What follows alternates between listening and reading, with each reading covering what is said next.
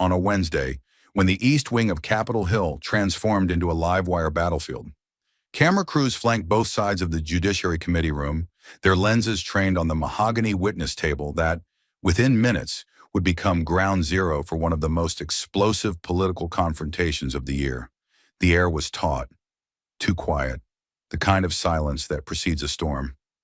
Then the doors swung open. J.D. Vance entered with the weight of authority stitched into every line of his dark navy suit, eyes forward, jaw locked. Flanked by two aides and trailed by Secret Service agents, he didn't stop to acknowledge anyone. He didn't have to. His very presence declared, "I am here to win." He took a seat beside the committee chair and leaned into the microphone with lethal precision. "The American people," he began, "have elected leadership to enforce immigration law. But the courts have decided they know better. We're not just fighting illegal immigration anymore. We're fighting judicial tyranny." Gasps broke out across the gallery. Moments later, Jasmine Crockett walked in, and the temperature in the room shifted like metal snapping in heat. Dressed in a charcoal gray suit in defiance, she paused just long enough for every camera to catch her side profile. The look of a woman who had come not to negotiate, but to expose. She didn't sit, not yet. Instead, she stood behind her chair, meeting Vance's stare like two opposing captains on the eve of war. "Let's be honest," she said, loud enough for the microphone but cold enough to cut steel. "This hearing isn't about immigrants. It's about power, about who gets to define America, and who gets erased in the process." A flicker of movement as she slid her chair back and sat down. The room had stopped breathing. The chairman looked nervous, and in that tight silence, she delivered the line that detonated everything. "This isn't about immigration anymore. This is about who actually steers the wheel of democracy, voters or the men who think robes make them gods." At that moment, it wasn't a hearing. It was a reckoning. Under the unforgiving lights of the Capitol hearing room, everything felt calibrated for collision. It wasn't just the cameras or the national audience tuned in with bated breath. It was the unmistakable sense that something deeper, something foundational was being contested. The tension was no longer theoretical. It had a pulse, a shape, a temperature. Jasmine Crockett's voice had just sliced through the silence, drawing a line not in ink but in fire. "This isn't about immigration anymore. This is about who actually steers the wheel of democracy, voters or the men who think robes make them gods." For a moment, it was as if the room inhaled and forgot how to exhale. All eyes turned to J.D. Vance, sitting across from her with the posture of a man who hadn't just anticipated confrontation. He had engineered his entire worldview for it. His expression didn't crack. He didn't reach for a water bottle. No notes. Just the slow, deliberate motion of leaning into the mic with the precision of someone setting down a loaded weapon. Then came the pivot, cool, controlled, but unmistakably sharpened by conviction. "And there it is," Vance said, his tone smooth but bracing, like a scalpel just before the incision. "The problem isn't whether the law is clear. It is. The problem is whether the law is allowed to function." The moment his words hit, he pressed a button. The screen behind him ignited. No graphics, no animations, just raw footage and brutal data. Aerial views of migrants crossing desert ravines in droves, close-ups of overrun holding facilities, bar graphs screaming crisis in every visual language. Numbers didn't lie, and Vance didn't let them. "Since January of this administration, we've had over 4.2 million illegal crossings at the southern border," he said, letting the numbers settle like a verdict. "That's not a number. That's a breach. That's a collapse." His voice lowered. Deeper now, but not out of anger. It was the sound of a man who'd sat through classified briefings, watched the mechanisms of a system fail in real time, and returned not outraged but resolved. These weren't talking points. They were pressure points. And when we try to act, when we pass legislation, fund enforcement, authorize deportation, what happens? District judges, unelected, unaccountable, issue nationwide injunctions and say, "No, you can't." There was a pause here, not for effect, but for clarity. J.D. Vance wasn't just criticizing legal resistance. He was naming what he believed to be its consequence: paralysis by procedure. And in that moment, he did something rarely seen in such hearings. He looked up past the senators, past Jasmine Crockett, and locked eyes with the lens of the broadcast camera. And so I asked this body, and the American people watching, who gave them that veto? It was no longer just a policy debate. It was a moral question, posed like a challenge in a courtroom, where the jury wasn't in the chamber. It was across the country. His hand lifted slightly, not dramatically, but enough to signal he wasn't finished, only reloading. This isn't about bypassing the courts, he said, each syllable grounded in certainty. It's about reclaiming their role. No more black-robed monarchs blocking federal officers from doing their jobs. That's not checks and balances. That's sabotage. No one in the room could ignore the escalation of his language, but neither could they dismiss its resonance. There was a difference between theater and authenticity, and Vance walked that line like a soldier on patrol. Every sentence felt less like performance and more like policy as lived experience, hard-edged, burdened, and unflinchingly blunt. Then he held up a document, not flashy, just a binder, marked up, dog-eared, real. He didn't gesture to it like a prop. He pointed to it like it was a blueprint to something yet built but urgently needed. This, he continued, is our blueprint. Expedited appeals for immigration injunctions, automatic judicial review for emergency blocks, and a dedicated federal immigration enforcement court, staffed, funded, ready to respond in real time. He let the silence return for a few seconds. It didn't just underscore the words, it gave weight to the idea that this wasn't about fear, it was about functionality. For him, the system didn't just need reform, it needed to be structurally overhauled so it could act. Not eventually, but immediately. We are building the machinery now, he said, eyes still locked on the camera, so that next time we face a border crisis, we don't spend months in legal limbo. We act. Immediately. There was no rise in his voice, no pounding fist, but the finality of what he said landed with more force than any shout could have delivered. America's sovereignty is not optional, and we will no longer let a handful of rogue judges treat it like it is. The effect was instant. Even those who disagreed politically didn't question the seriousness of the man who had spoken. Aides scribbled notes. Committee staffers exchanged looks. Jasmine Crockett leaned back slightly, lips pursed as if recalibrating. She wasn't shaken, but she understood the terrain had changed. The room didn't erupt. It froze. There was no need for drama because the danger had already been stated and the weapon was already built. It was the law itself, as Vance saw it, and he intended to wield it. In that moment, J.D. Vance wasn't just another executive branch official delivering testimony. He was the embodiment of a growing belief in certain corners of the country that rules as currently interpreted are no longer neutral, that enforcement is no longer permitted, only theorized, and that power, if not reclaimed, will be redistributed by default to institutions never elected and rarely held accountable.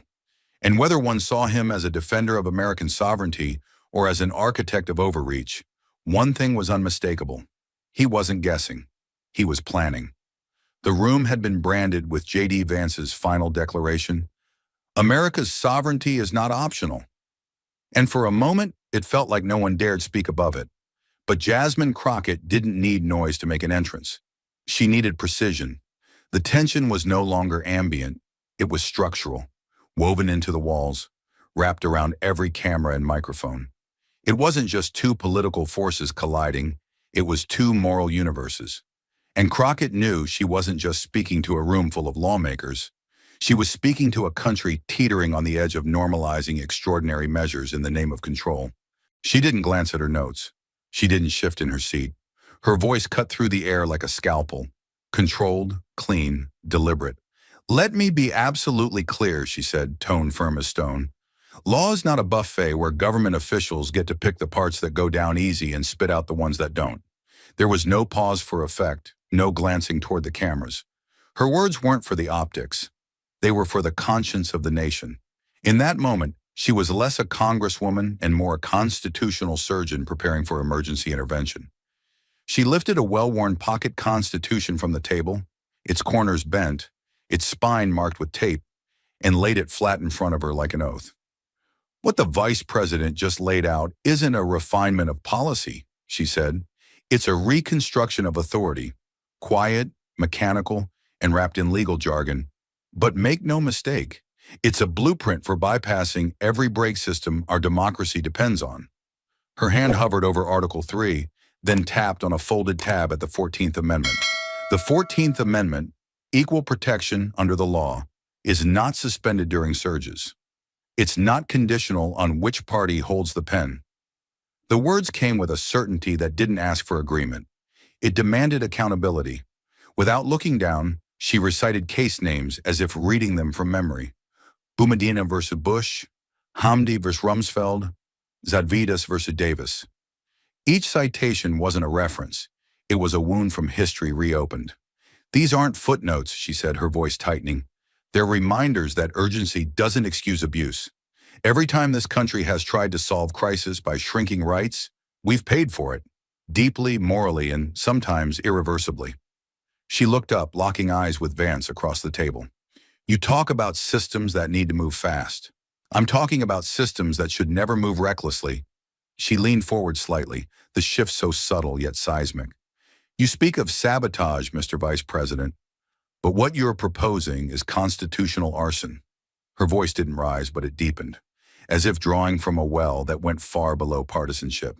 You want to expedite appeals, bypass injunctions, create specialty courts beholden to enforcement agencies?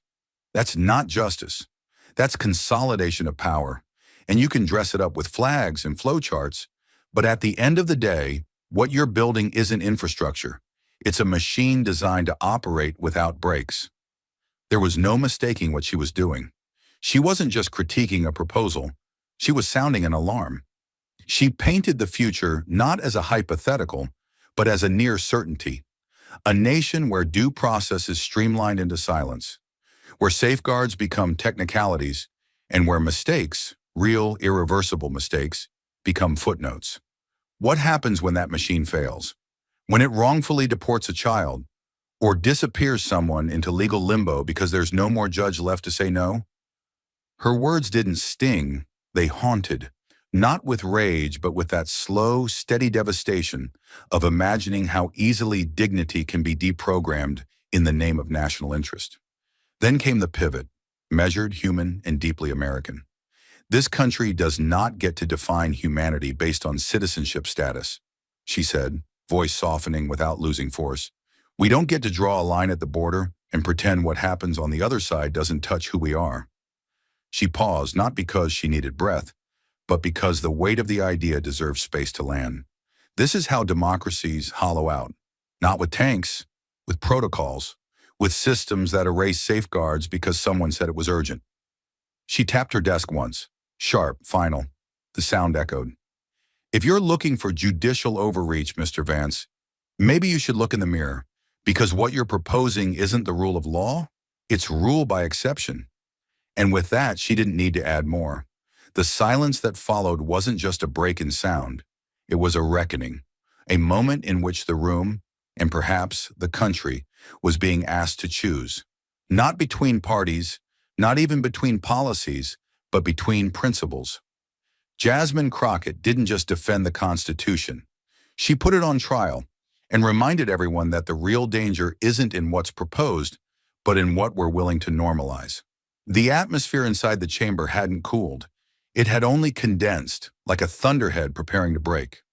Jasmine Crockett's defense of constitutional restraint still reverberated through the room, her warning about democratic erosion echoing in the minds of those watching. But where others might have recoiled or paused for optics, J.D. Vance leaned in. There was no hesitation, only the cold precision of someone who believed his next words would slice to the bone of the issue. And they did. If the voters choose deportation, does the court have the right to stop them? He asked, his voice low, deliberate, and heavy with implication. He didn't shout. He didn't need to. The power of the question wasn't in its volume. It was in its challenge. It cut to the core of everything simmering beneath the debate. What happens when the will of the people crashes into the walls of the Constitution? What happens when democracy demands something the law refuses to bless? The silence that followed wasn't emptiness. It was tension holding its breath. Crockett didn't blink. Her reply was immediate, shaped not by outrage but by conviction. If the voters choose to violate the Constitution, who protects the Republic? Her voice had weight, firm even, but beneath it was something else. Urgency. The kind that comes from knowing you're not just arguing a point, you're guarding a boundary. The room tensed again, the line drawn even deeper, clearer.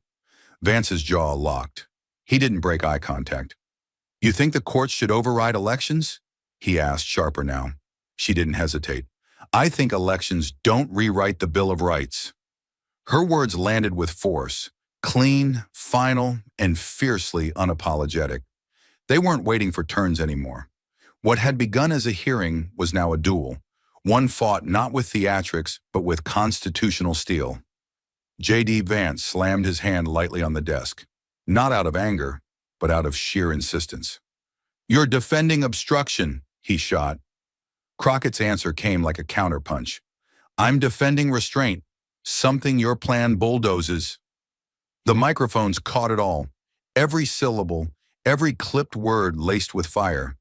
This wasn't partisanship. It was philosophy turned urgent. The chairman banged the gavel once, then again, louder this time, the wood echoing like a warning shot across a battlefield. "Order!" he barked. "Vice President, Representative Crockett, I will not allow this hearing to devolve into chaos." But the damage was already done. This wasn't chaos. It was clarity. What had just unfolded wasn't a procedural breach. It was a revelation. The balance of power wasn't just being debated, it was being tested in real time. As the chairman tried to regain control, the cameras did their quiet work, sweeping across the chamber with surgical patience. The room, once tense with formality, was now a living, breathing referendum on what had just been said. Viewers could read it in the eyes of those seated in the gallery, sharp nods of agreement from some, narrowed brows of concern from others. A Marine veteran in the second row clenched his jaw, fingers laced tight. A law student 2 rows back sat forward, eyes wide, phone forgotten in her lap. One woman near the center leaned to her colleague and whispered, "She's right," while a man across the aisle whispered just as confidently, "He finally said it."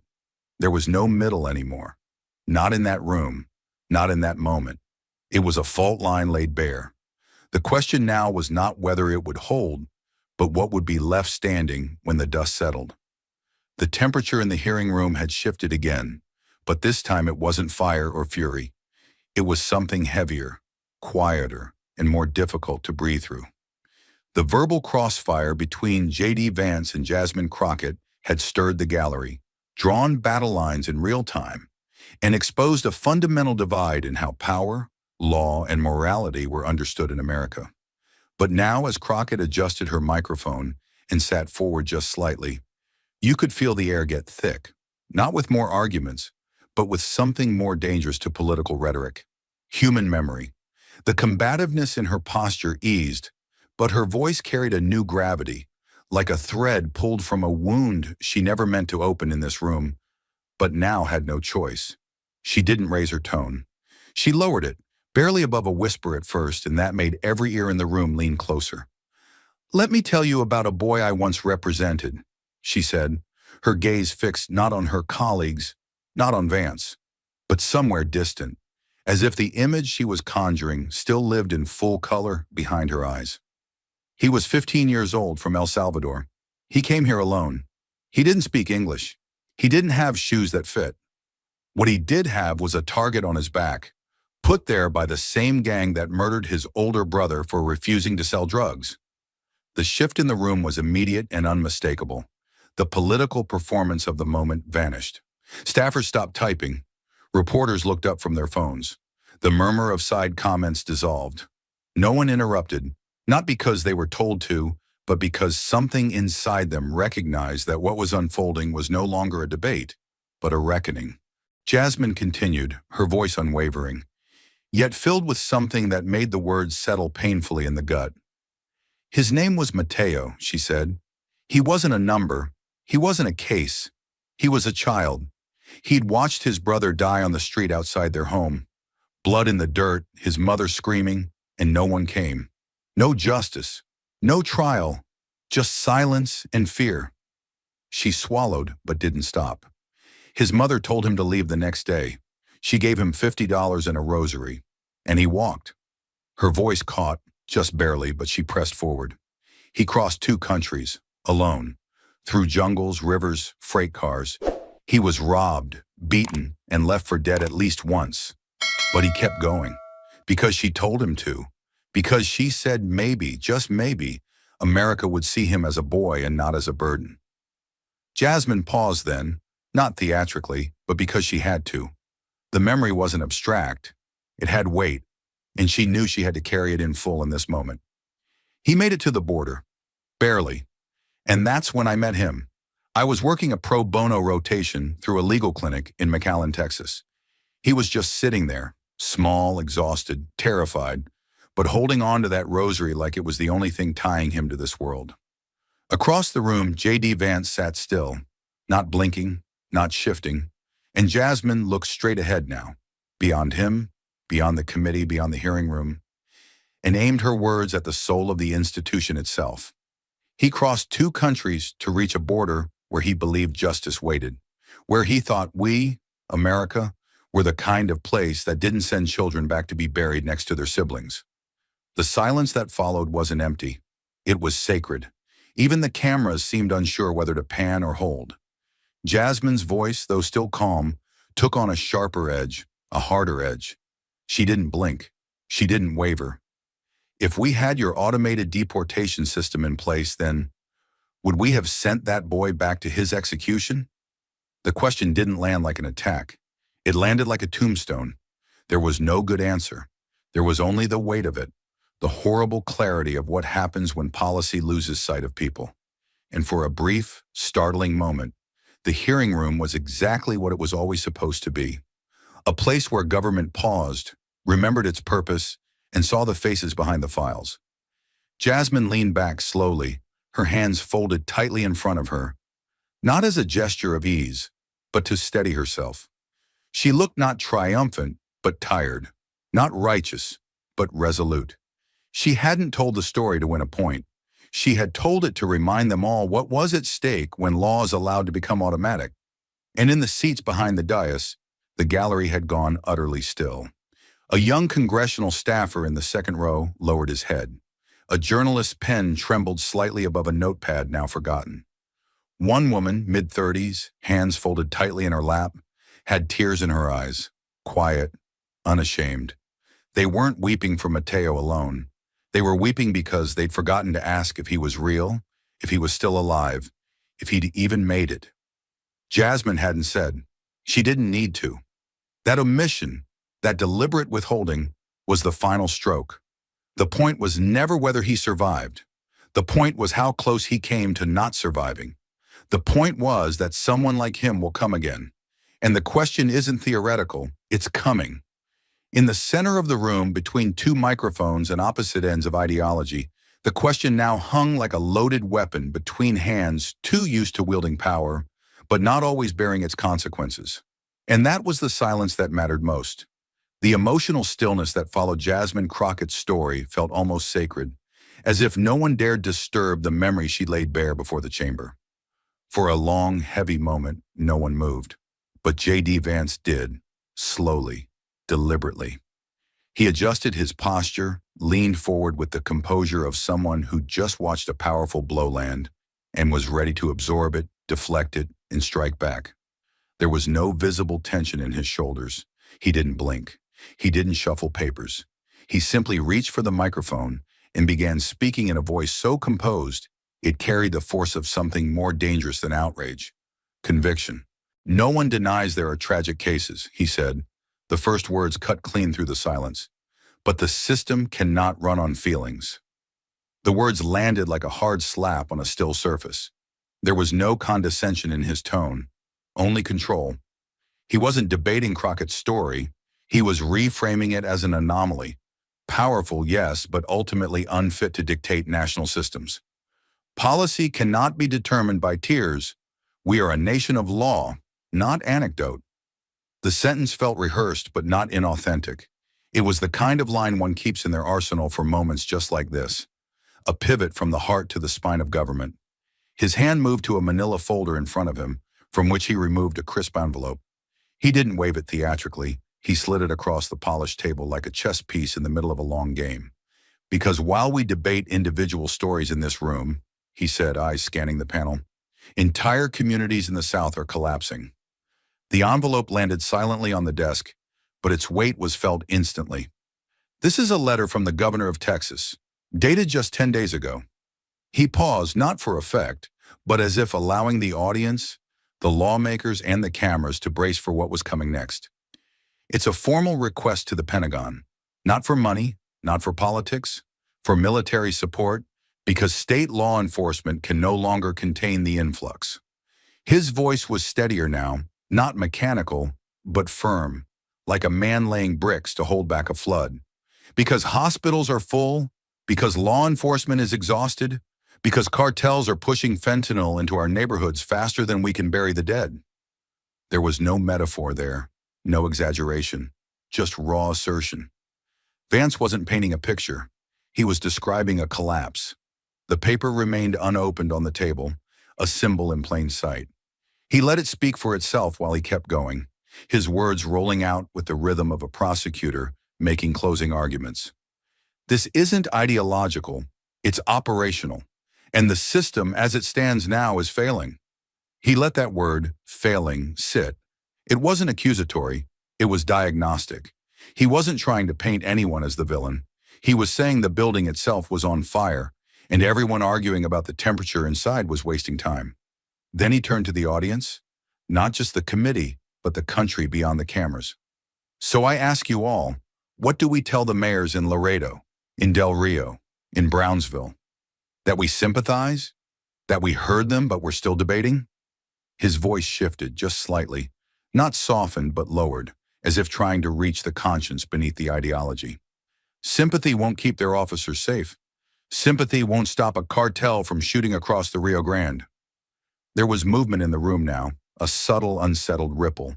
A staffer in the back pressed his fingers together. A senator beside Vance shifted slightly in his chair. Jasmine remained still, but her expression hardened. She knew what was coming. Vance turned slightly facing her now, and for the first time, his words carried something heavier than certainty, something that bordered on challenge. We cannot run a country off stories. We have to run it off structure. And right now, structure is breaking. He wasn't just pushing back. He was laying claim to the moral high ground, arguing that emotion, no matter how powerful, could not be allowed to rewrite the rules of enforcement. To him, Crockett's story wasn't irrelevant. It was dangerous. Because stories like Mateo's made it harder to build the machinery he believed was necessary to keep the country from fracturing under its own weight. But what made his rebuttal most potent wasn't its content, it was its tone. J.D. Vance didn't shout, he didn't interrupt, he didn't resort to slogans. Instead, he wielded calm like a weapon, an almost surgical detachment from the moral dimension that Jasmine had introduced. And for some in the room, that detachment was its own kind of violence. Not because it was cruel, but because it was unflinching. Because it looked at pain and said, yes, but we still have a job to do. And in that moment, the room sat divided, not just politically, but philosophically, between two views of government. One that sees its duty as moral triage, and one that sees its duty as structural maintenance, between a world where law bends for compassion and a world where compassion breaks without law. J.D. Vance had just drawn that line again, and this time with numbers, names, and a letter addressed to the Pentagon. Whether anyone in the room would cross it was now the question, but the clarity of where he stood was no longer in doubt. The words J.D. Vance had spoken moments earlier about failing systems, fentanyl corridors, and the collapse of southern communities still echoed faintly in the chamber. But Jasmine Crockett's silence in response wasn't hesitation. It was calibration. She was no longer speaking into his argument. She was preparing to lift the veil from it. Her fingers moved with careful precision as she reached into the stack of documents before her. What she pulled out wasn't a speech, or a brief, or a list of statistics. It was something far more dangerous, proof. And the moment she held it up, the room instinctively tightened. Her tone when she began was quieter than before, but far more lethal. "This," she said, holding the page just high enough for every camera to see, "is the draft legislation introduced by the Vice President's office last week, circulated quietly, slipped into closed-door committee readings, and dressed up as an emergency framework for enforcement." There was no outrage in her voice, no dramatics, only the cold, controlled cadence of a woman who knew exactly what she was about to expose.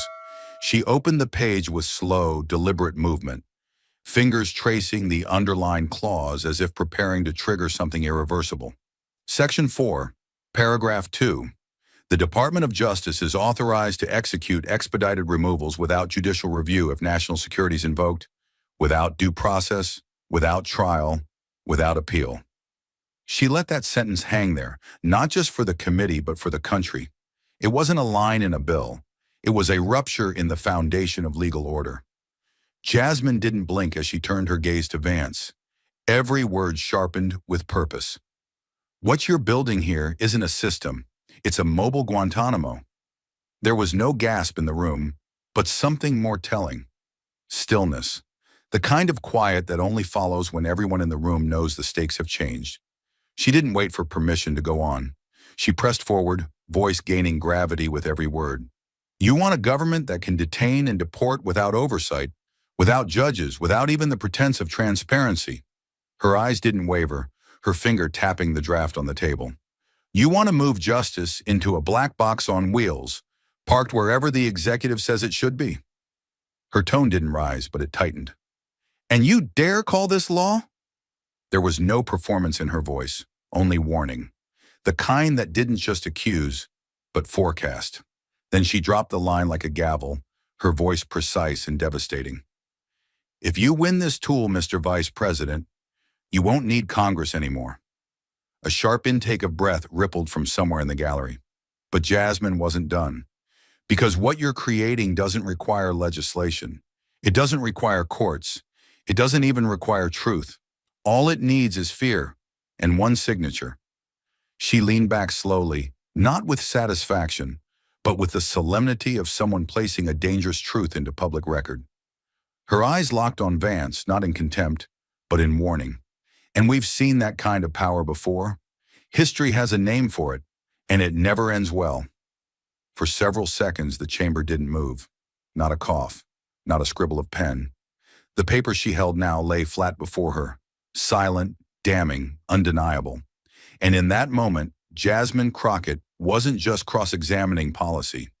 She was calling out the architecture of authoritarian drift, brick by brick, clause by clause. And she had just shown the country where the line was drawn. The chamber was still ringing with the aftershock of Jasmine Crockett's last declaration. A warning not just about law, but about power unmoored from its checks. Yet even as her words settled over the room like smoke in the rafters, J.D. Vance didn't blink.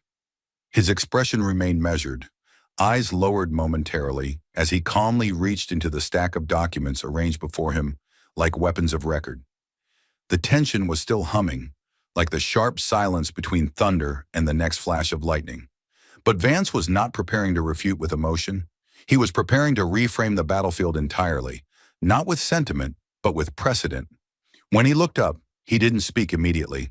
He slid a single paper forward, aligning it carefully with the edge of the desk, as if precision mattered even in the gesture. Then his voice came, quiet, firm, and disturbingly calm. "We are not alone," he said. The words felt simple, but they carried a weight that was unmistakably strategic. "We're not out on a ledge proposing something unthinkable. In fact, the courts are already moving in our direction." He let that settle for a breath. It wasn't a defense. It was a signal. He held up the document, a summary sheet of recent federal rulings, neatly formatted and marked with bolded case names that would mean little to most, but everything to those who knew the machinery of American power. In the last 3 months alone, district and circuit courts across the country have ruled in favor of enhanced executive discretion on removals, asylum processing, and expedited appeals.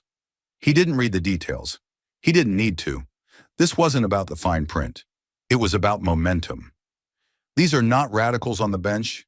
These are federal judges reading the Constitution and recognizing that the pendulum of power has swung too far toward paralysis. The chamber's massive monitor flickered to life behind him. A list of cases populated the screen in stark black and white text.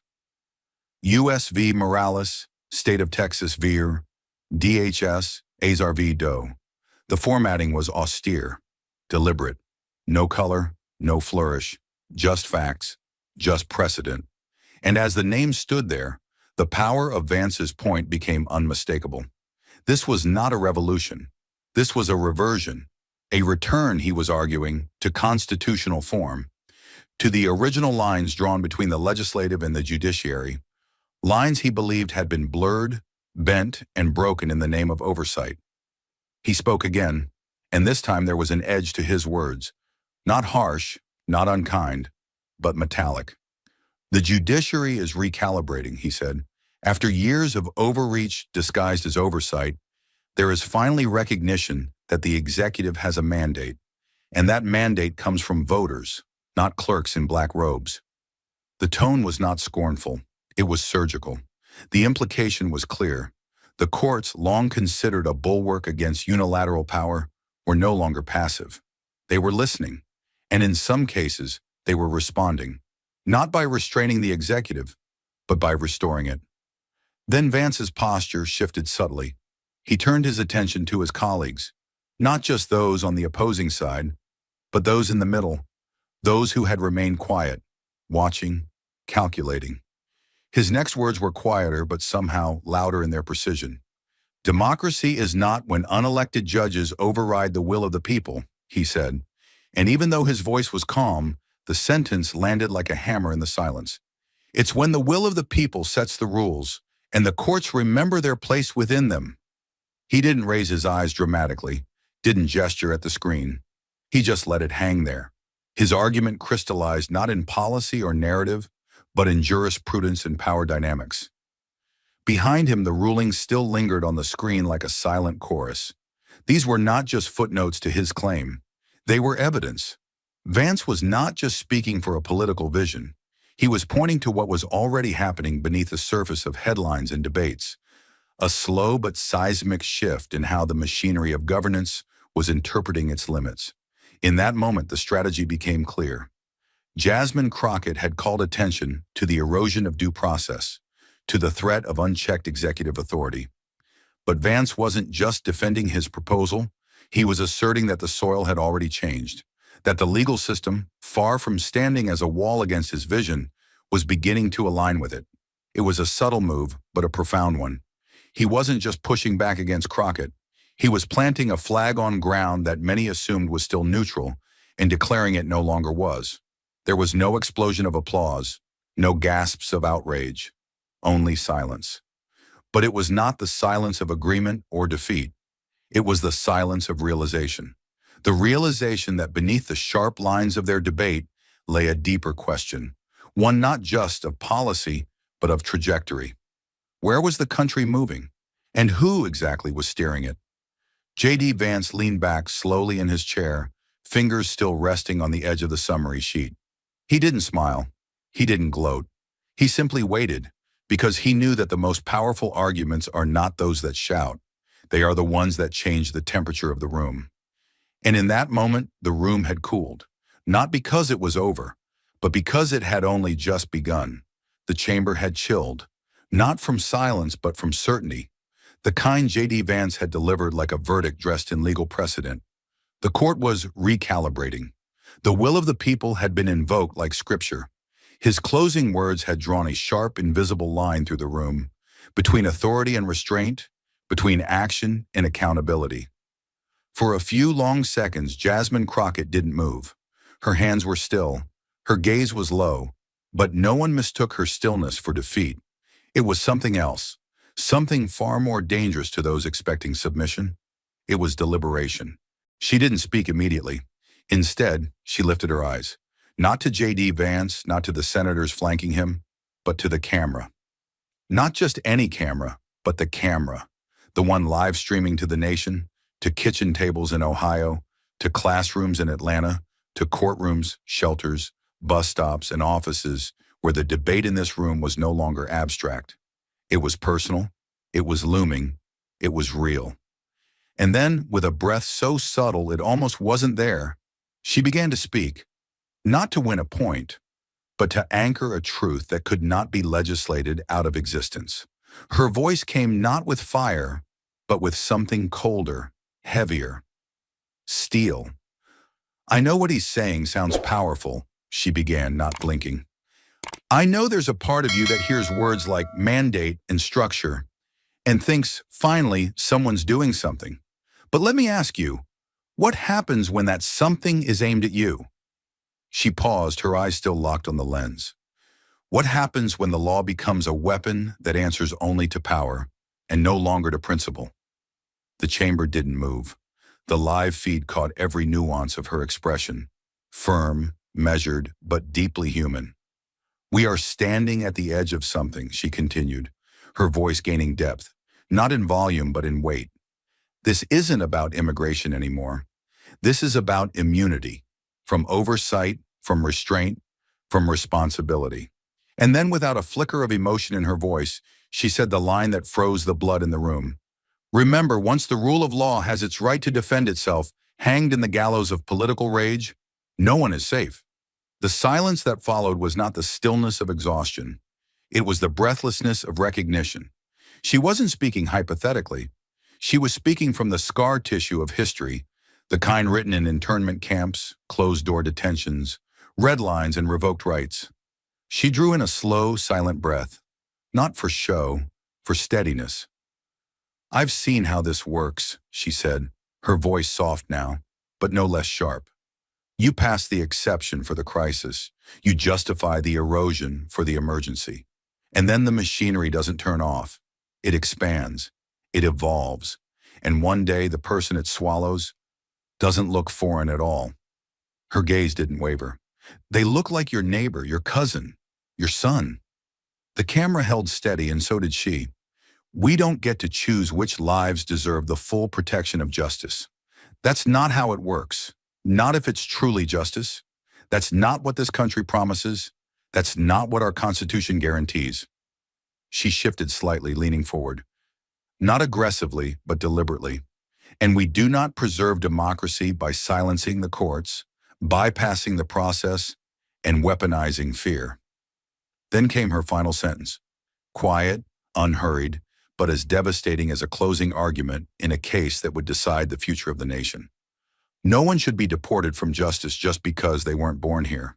The words didn't echo. They didn't need to. They landed like stone on water, heavy, inevitable, and impossible to pull back. Jasmine leaned back in her chair, her expression unreadable.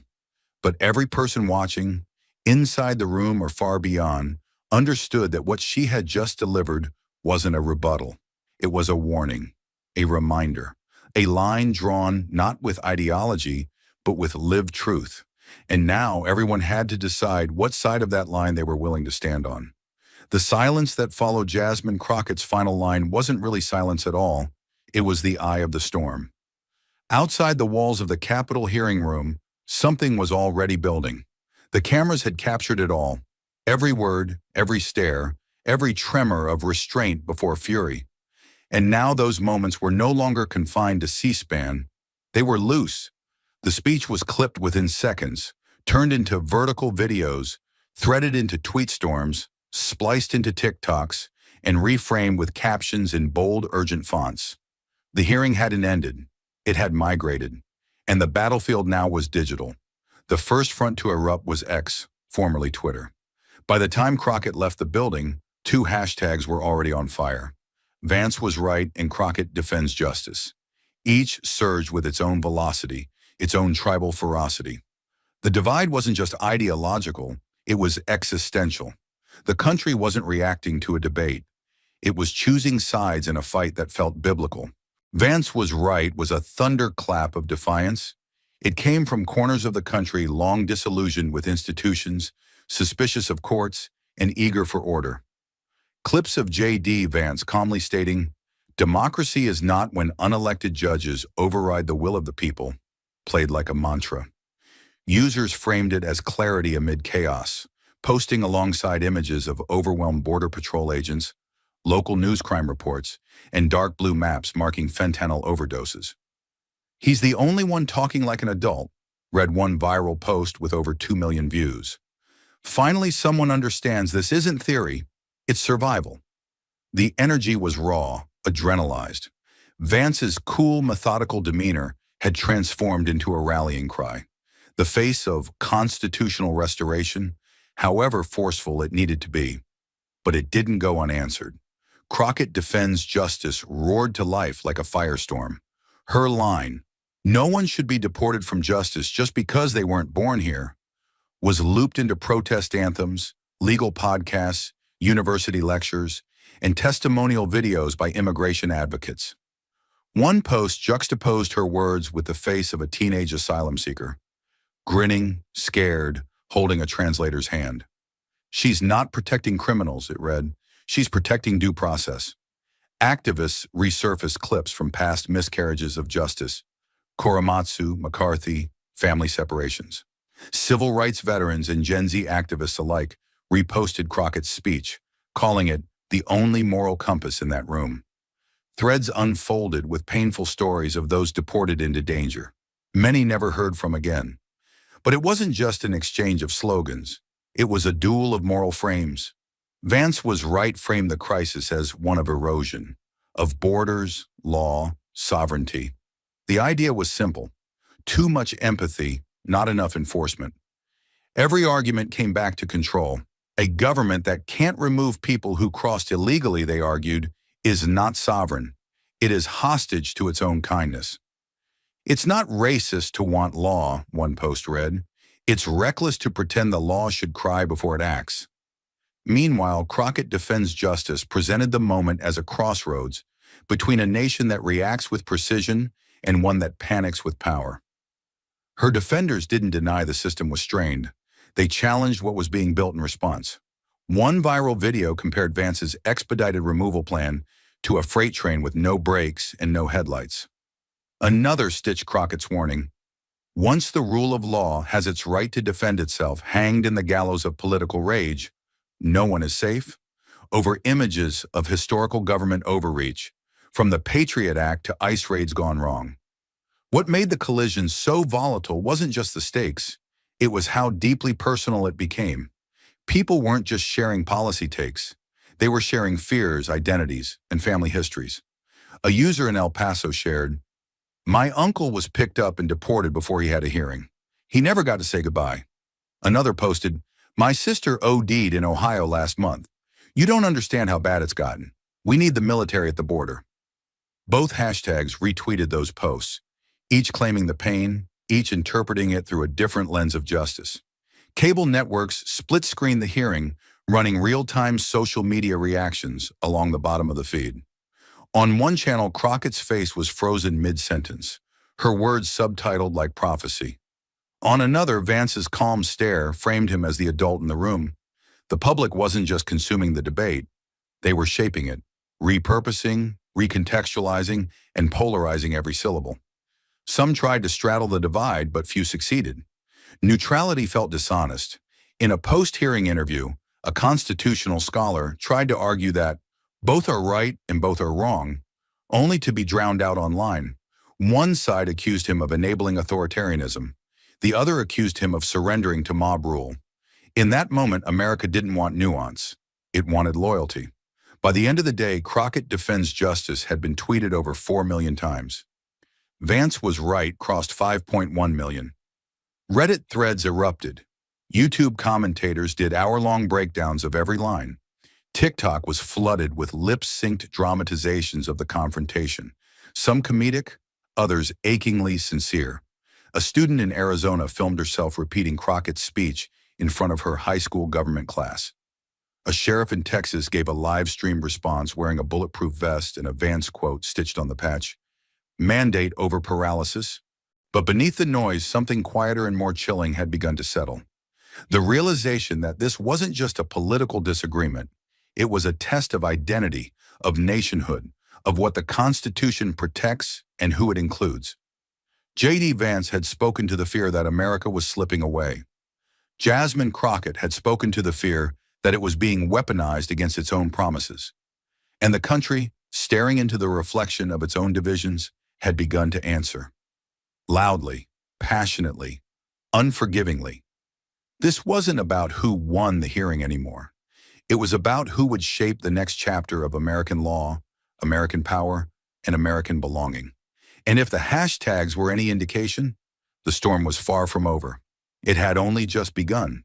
The digital wildfire hadn't even begun to cool when the numbers arrived, hard, surgical, and indifferent to sentiment.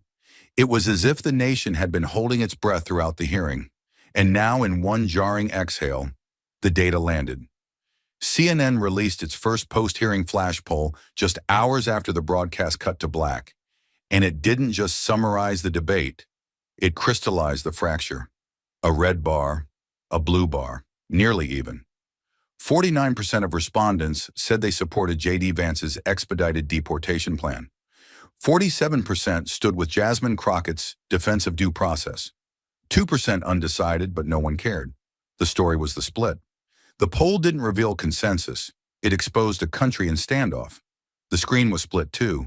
Vance's name in bold over terms like law and order, executive efficiency, and restoring sovereignty. Crockett's name rode beneath words like constitutional guardrail, civil rights defense, and due process for all. Every anchor delivered the results with the same cautious phrasing: a divided nation, a razor's edge, two Americas looking at the same issue and seeing different threats. But behind the scripts, the tension was undeniable. This wasn't a poll about immigration anymore. It was a referendum on whose version of justice America was willing to empower.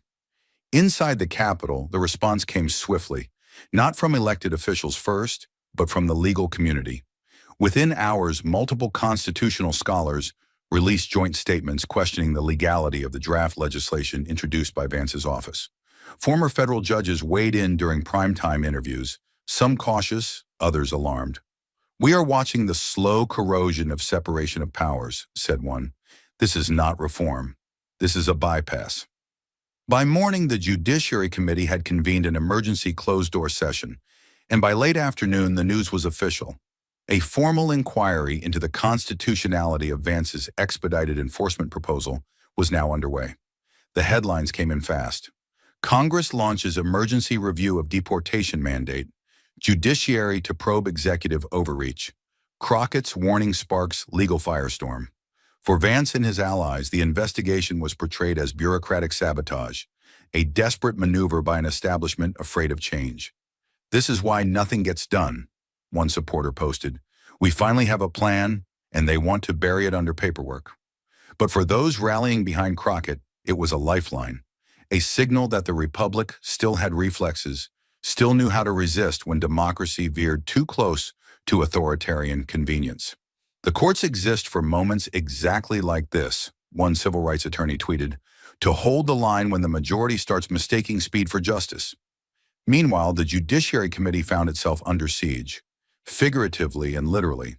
Thousands of phone calls, petitions flooding inboxes, protesters gathering outside its doors, some with signs reading, "Enforce the law now," others holding Crockett's words aloft like scripture.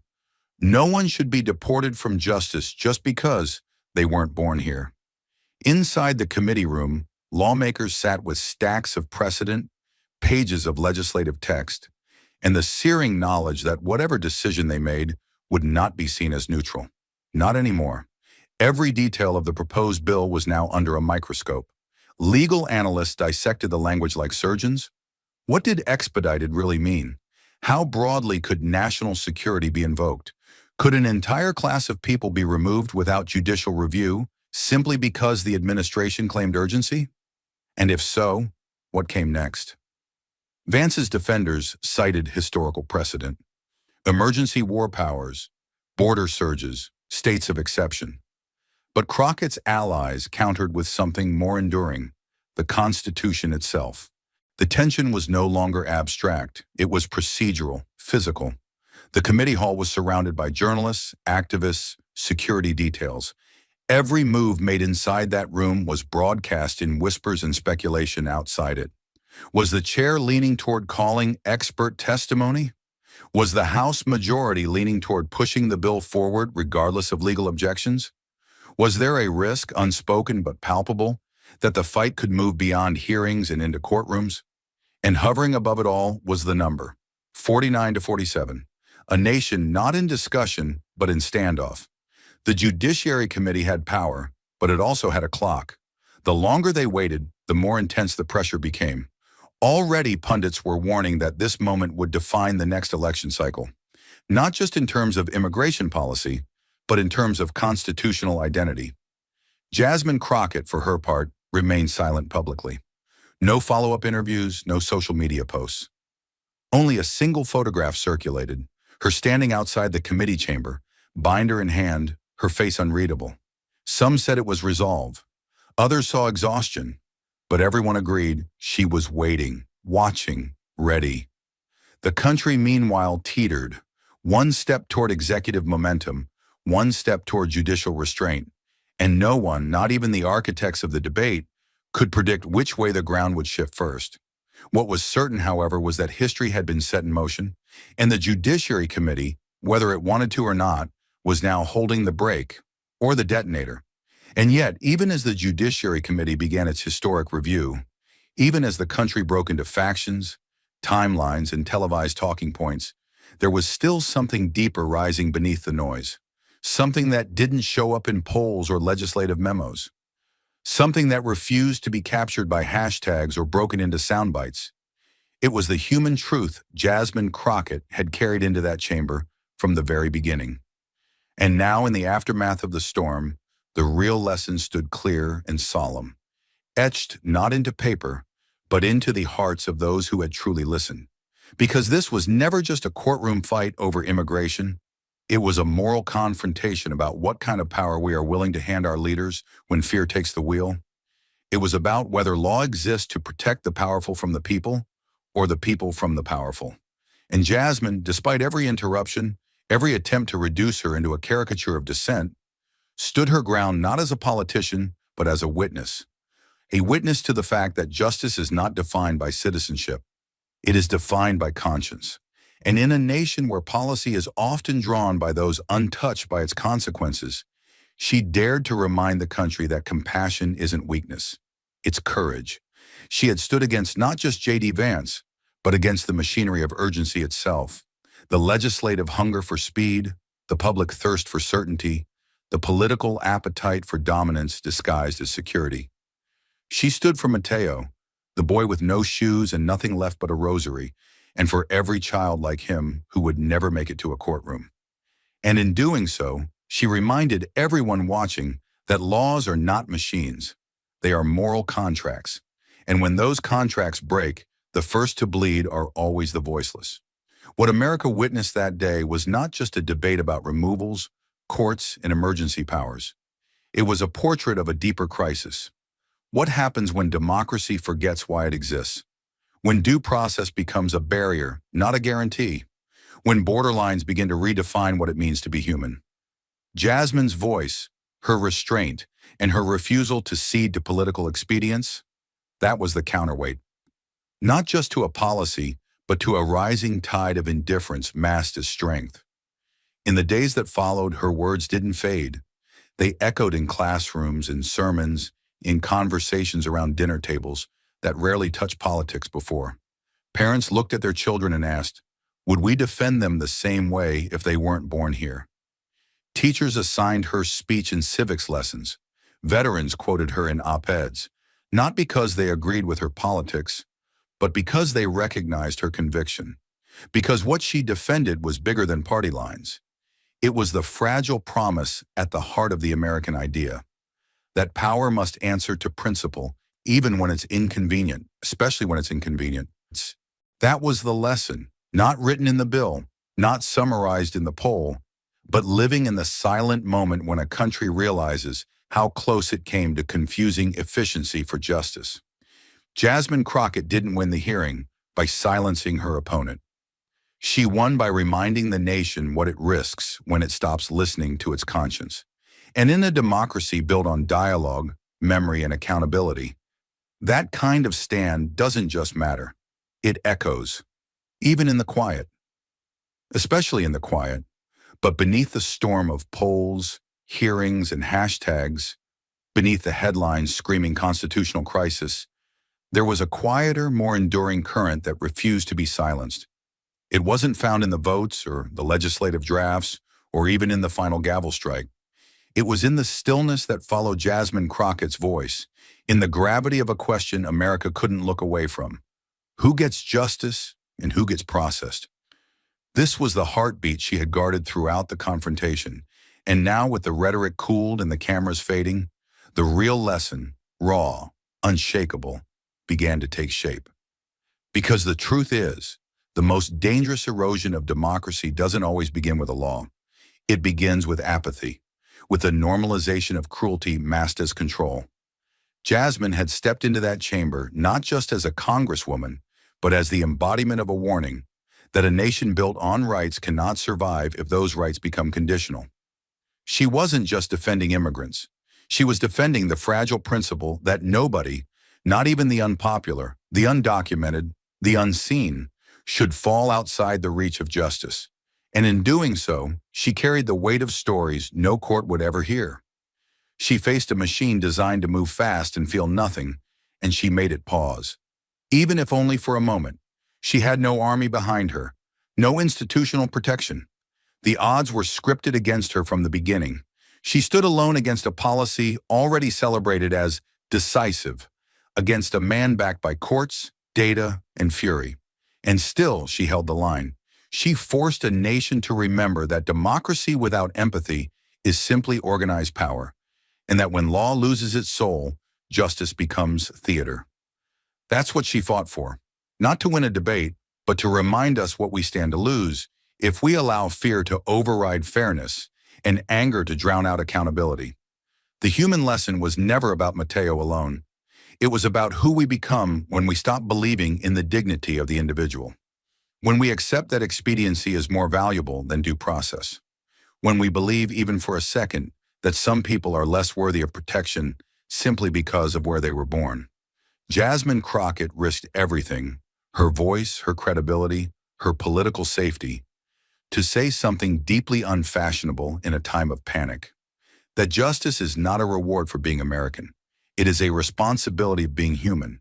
And that responsibility, painful, slow, imperfect, is what separates a democracy from an empire. That is the lesson she bled into every word, that in a country as powerful as this one, the true test of leadership is not how fast we move, but how carefully we remember why we're moving at all. Thank you for watching until this moment and for standing with us on this journey for justice. Your support means everything, like subscribe and turn on notifications so you never miss what's next. And we'd love to hear your thoughts. Leave a comment below and let us know what moved you most in this story. Together, our voices make a difference. Outside the U.S. Capitol, Jasmine Crockett goes head-to-head with billionaire Steve Forbes in a showdown over poverty wages as striking workers chant for justice just feet away. Forbes defends the system with polished numbers, but minutes later, Jasmine shreds his argument with one crumpled receipt and a brutal truth broadcast live across the nation. The crowd erupts, the media spins, and the balance of power shifts in real time. This wasn't supposed to happen. When one woman exposes the lie that keeps millions oppressed, who will try to erase her before the nation wakes up? Stay with us. This is a story worth every second of your time. The air in downtown Atlanta shimmered with heat, but the real fire was coming from the crowd outside Zaxby's. Dozens of employees, aprons still dusted with flour, stood shoulder to shoulder beneath a burning sun, fists clenched and voices unyielding. "We demand! We demand!" they roared in unison, their chants slicing through the air like sirens. The restaurant's windows, once reflective of passers-by, now mirrored defiance. Cardboard signs pressed against the glass read, $25 an hour is survival, not luxury. Drivers honked as they rolled past, not out of frustration but in solidarity. Nearby, an elderly woman handed out bottled water to protesters, whispering, "You're fighting for all of us." A young man climbed onto a milk crate and shouted through a megaphone, "We're not asking for privilege. We're demanding the right to live. Sweat ran down their faces, but they didn't flinch. Behind the locked glass doors, the manager stood frozen, unsure whether to call for backup or raise his hands in surrender. But just as the chants outside Zaxby's grew louder, a different kind of voice echoed through the nation's living rooms, calm, cold, and carried by polished studio lights. It was the kind of voice that didn't break from exhaustion, that never had to scream to be heard. It didn't belong to someone who'd worked a back-to-back shift or walked home because their car broke down and there was no money for the bus. It was the voice of power, a voice used to being taken seriously without having to beg for attention. That voice belonged to Steve Forbes. Forbes sat at the center of the CNN studio like a man born to belong there. The lights above him cast no shadows, only clarity, as if the camera were trying to immortalize not just a face, but a worldview. He wasn't nervous, or even particularly curious. He was certain, and certainty, when unchallenged, becomes its own kind of arrogance. He folded his hands neatly on the desk, eyes steady, expression unreadable except for the faintest trace of amusement. The anchor introduced him as a respected voice in American economics, and with that, the floor was his. He barely blinked. "If you pay someone $25 an hour to flip chicken sandwiches," he began, with the ease of a man delivering a stock tip, "you'll have to charge $20 for a combo meal, and guess what? No one's buying." It wasn't just a number, it was a judgment, a dismissal dressed in calculation. He wasn't really talking about cost, he was talking about worth, about who deserves more and who should settle for less. The anchor, to her credit, hesitated, visibly uncomfortable. But Steve didn't wait for pushback.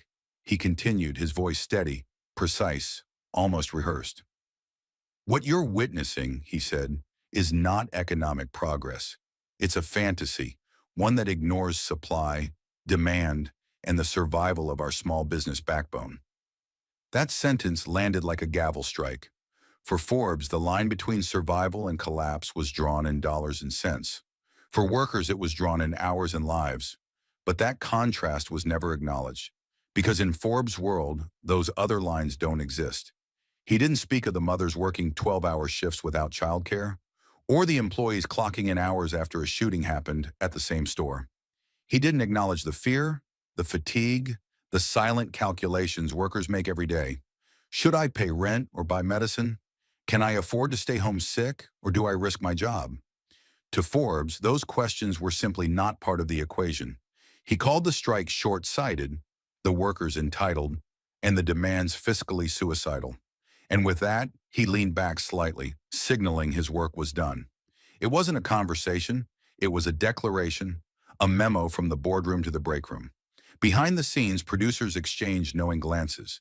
This was the soundbite they came for. The quote that would trend, the face that would anchor a dozen headlines. But for the workers watching in the break rooms between shifts, or on phones they couldn't afford to upgrade, the message was unmistakable. Your pain is inconvenient, your demands naive, your survival negotiable. And just as Steve Forbes leaned back, satisfied with his televised blow to the working class, another camera lit up across the country, this time in Washington, D.C., and this time with fire behind the lens. Jasmine Crockett didn't enter the studio to perform. She wasn't there to soothe anyone's ego or to speak in sound bites tailored for corporate approval. She walked onto the MSNBC set like someone carrying weight, not just political responsibility, but the invisible burden of every fast food worker who had ever been told they were disposable. She didn't fix her posture to appear elegant or soften her tone to seem agreeable. She didn't need to. In a tailored navy blazer that contrasted against the red-hot urgency in her voice, Jasmine looked directly into the camera, not at the host, not at the producers, but into the homes of every single American who knew what it meant to have their labor ignored. Her hands were steady, her breathing calm, but the intensity in her eyes spoke volumes. She wasn't waiting to be asked the first question. She was already answering the one no one else had the courage to say aloud.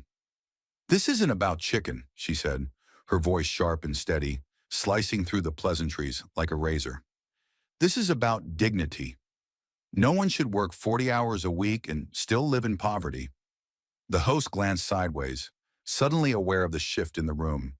The energy had changed. This wasn't a talking point. This was a challenge. Crockett continued, unblinking, unflinching. She was no longer speaking as a congresswoman. She was speaking as someone who'd heard too many stories of parents skipping meals so their children could eat, of workers taking Ubers home after midnight because their buses stopped running, but their shifts never did. She was speaking for people who never got a platform, only policies made in their name without their input. This is a country, she continued, where workers have to chant to survive. Her voice tightened, not from nerves, but from a kind of righteous anger that couldn't be faked. It wasn't loud. It didn't have to be. It was precise, like a scalpel, not a hammer. She leaned forward slightly as if speaking directly to the viewers on the other side of the screen, her body language quiet but commanding. If that doesn't disturb you, she added, then maybe you've forgotten what a conscience sounds like. There was no applause, no cue cards, just silence. The kind of silence that follows when something pierces not the ears but the gut. Across the country, workers looked up from break rooms and bus stops and cheap motel rooms, and for the first time in a long time, they didn't feel like background characters in someone else's economy. They felt seen. And the woman on their screen, she wasn't pleading. She was declaring. And as Jasmine's final words still echoed in the ears of a stunned nation, the conversation moved from studios and sidewalks into the chamber where power pretends to listen, the United States Congress. It was a rare moment when public outcry and institutional response collided at full force. The hearing was summoned under the banner of urgency, a last-minute entry into the House Labor Subcommittee's calendar, titled in bureaucratic calm, "The Future of Low-Wage Labor in America." But the name was a curtain. Behind it, something volatile was building. Protesters still crowded the gates of Zaxby's franchises across the country. News cycles hadn't moved on. Workers were refusing to return to their posts. People weren't just watching anymore. They were waiting. Inside the hearing chamber, the tension was less visible, but more concentrated. It sat in the stillness between breaths, in the quiet shuffle of papers, in the way staffers whispered with eyes fixed on screens. The walls were lined with reporters, stenographers, and restless interns pretending not to feel the heat rising from the marble floor. This wasn't the kind of hearing meant to resolve anything neatly. It was the kind designed to draw lines and to test who had the spine to cross them. Steve Forbes arrived 10 minutes early. He didn't need to be briefed. He had given testimony like this before, calculated, polished, effortlessly rehearsed. Wearing a dark navy suit and striped tie, he looked like someone who came not to listen, but to remind. As he sat at the witness table, he took a moment to organize his materials. A black leather folder, a water bottle, and a single sheet of bullet points folded once, perfectly aligned. No nervous glances, no uncertain gestures. He belonged to a class of men who had long grown used to dictating national policy without ever touching its consequences. Across the dais, Jasmine Crockett entered without announcement. She didn't need one. Her presence, sharpened by days of media firestorms and unwavering statements, already loomed in the minds of everyone present. She wore dark gray, not flashy, not performative, but the color of steel. Her notes weren't typed. They were handwritten, marked with highlighter slashes and margin scribbles. And unlike most on the committee, she didn't glance at the press pool. Her eyes scanned only the witness seat. There was no anger in her face, but there was something harder: resolve. The chair gavelled the session into order. Pleasantries were exchanged. The ranking members thanked one another for their bipartisan spirit. Then it began. Forbes was invited to speak first, and he did so with the smooth cadence of a man who had never once questioned whether people listened. The current conversation around low-wage labor, he began, is one rooted in emotion, not in economic reality. He spoke of productivity metrics, of automation trends, of business sustainability, and finally he landed on the line he had clearly rehearsed a dozen times, the one designed to hit headlines and talk shows. "No one is forced to work at Zaxby's," he declared, glancing sideways at the cameras. "They can learn skills. They can start businesses." The words settled into the room like falling ash, light on the surface, heavy underneath. There was a pause, not because anyone needed time to think, but because something had just shifted. Forbes said it with such ease, such detachment, that it took a few seconds for the weight of his assumptions to fully register. It wasn't just what he said, it was what he refused to see. He spoke as though bootstraps were handed out like napkins, as if food service workers had time between their split shifts to attend coding boot camps, as if their children weren't sick, their rent wasn't due, their bodies weren't breaking from lifting, cleaning, bending, running. He had offered a solution that required no sacrifice from people like him and everything from people like them. Jasmine didn't move for a moment. She didn't reach for her mic. She didn't lean forward. She just stared at him, long enough to make even the aides look up from their phones. And when she finally spoke, her voice was low, even, but carried like a rifle shot through glass. People can't learn skills when they're starving, Mr. Forbes. The sentence sliced the room in half. It wasn't shouted. It didn't need to be. The truth in it rang too loud to miss. Forbes blinked, just once.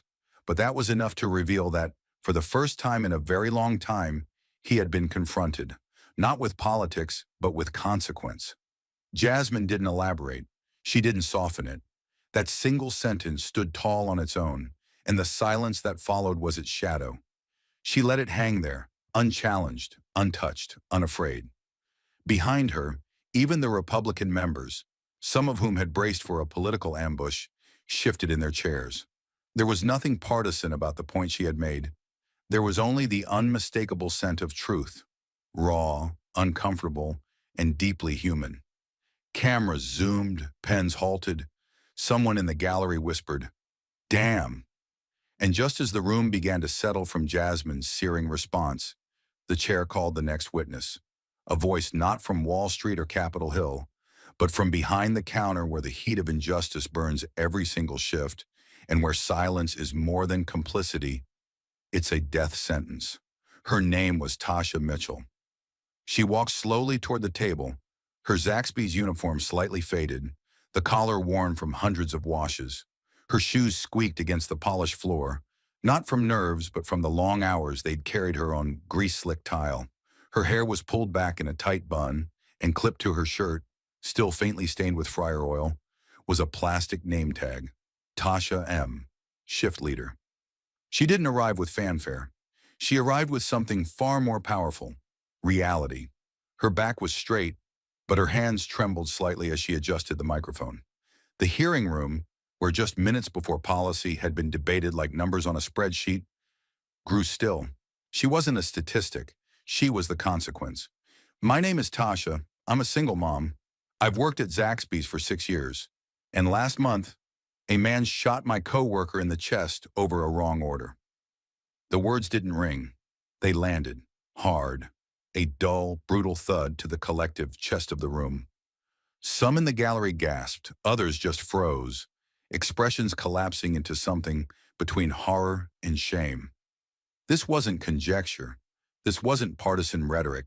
This was lived pain, delivered with the cracked rhythm of someone who had told the story too many times, yet still couldn't believe it was hers to tell. Tasha's voice didn't tremble out of fear of speaking. It trembled because memory doesn't always let you breathe when it returns. He came in shouting, waving the receipt, said we made it wrong. Josh tried to calm him down, said he'd remake it. But the man didn't want chicken, he wanted blood. She paused, not for dramatic effect, but because the moment required air she couldn't find. Her hands folded tightly in her lap, knuckles white. "I watched my friend die, right there, behind the register. We didn't even have time to hit the panic button." Her eyes didn't seek pity. They searched the faces before her for something far more rare in that room, accountability. And then her voice finally cracked, but not like a breakdown, more like the splinter of a dam that had held back too much for too long. "I'm not just scared of being poor," she said, her words cutting deeper than any policy briefing in the building. "I'm scared of dying at the cash register." The silence that followed wasn't respectful. It was stunned. No one moved. No one dared. Even the camera operators, trained to keep their lenses rolling, held still like statues behind their tripods. Members of Congress stared down at their desks or into their palms. Steve Forbes, who had spoken minutes earlier with cool detachment, lowered his gaze and tapped his pen against his folder. a hollow, rhythmic gesture, like someone trying to keep control in a storm they didn't expect. No one argued with Tasha. No one questioned her numbers, because there were none. There was only one truth in that room now, sitting beneath fluorescent lights, wrapped in a grease-stained uniform, and 6 years of quiet sacrifice. And in that moment, for once, America wasn't speaking. It was listening. And as Tasha's final words hung in the air, like smoke from a gun that had already gone off, the silence that followed was not hollow. It was unbearable. The kind that doesn't beg for response, but demands it. Her testimony had cracked open something raw in the room, something unplanned. It wasn't just a story, it was a fracture. In that moment, the power in the chamber wasn't held by the nameplates on the table or the cameras on the walls. It belonged to her, to the woman in the grease-stained uniform who had just made Congress listen. And for one long, suspended beat, no one moved. The air felt tight, the room tense, not with outrage, but with revelation. Then Steve Forbes cleared his throat. He didn't do it loudly. He didn't even do it nervously. He did it like a man resetting the room, as though emotion had exceeded its quota, and it was now time to restore the natural order of logic and restraint. He reached forward with calm precision, adjusted the thin microphone in front of him, and leaned slightly closer. His tone remained even, measured, and yet what came out of his mouth cut deeper than any outburst could have. "Tragedy is real," he said, his voice calm, steady, emotionless.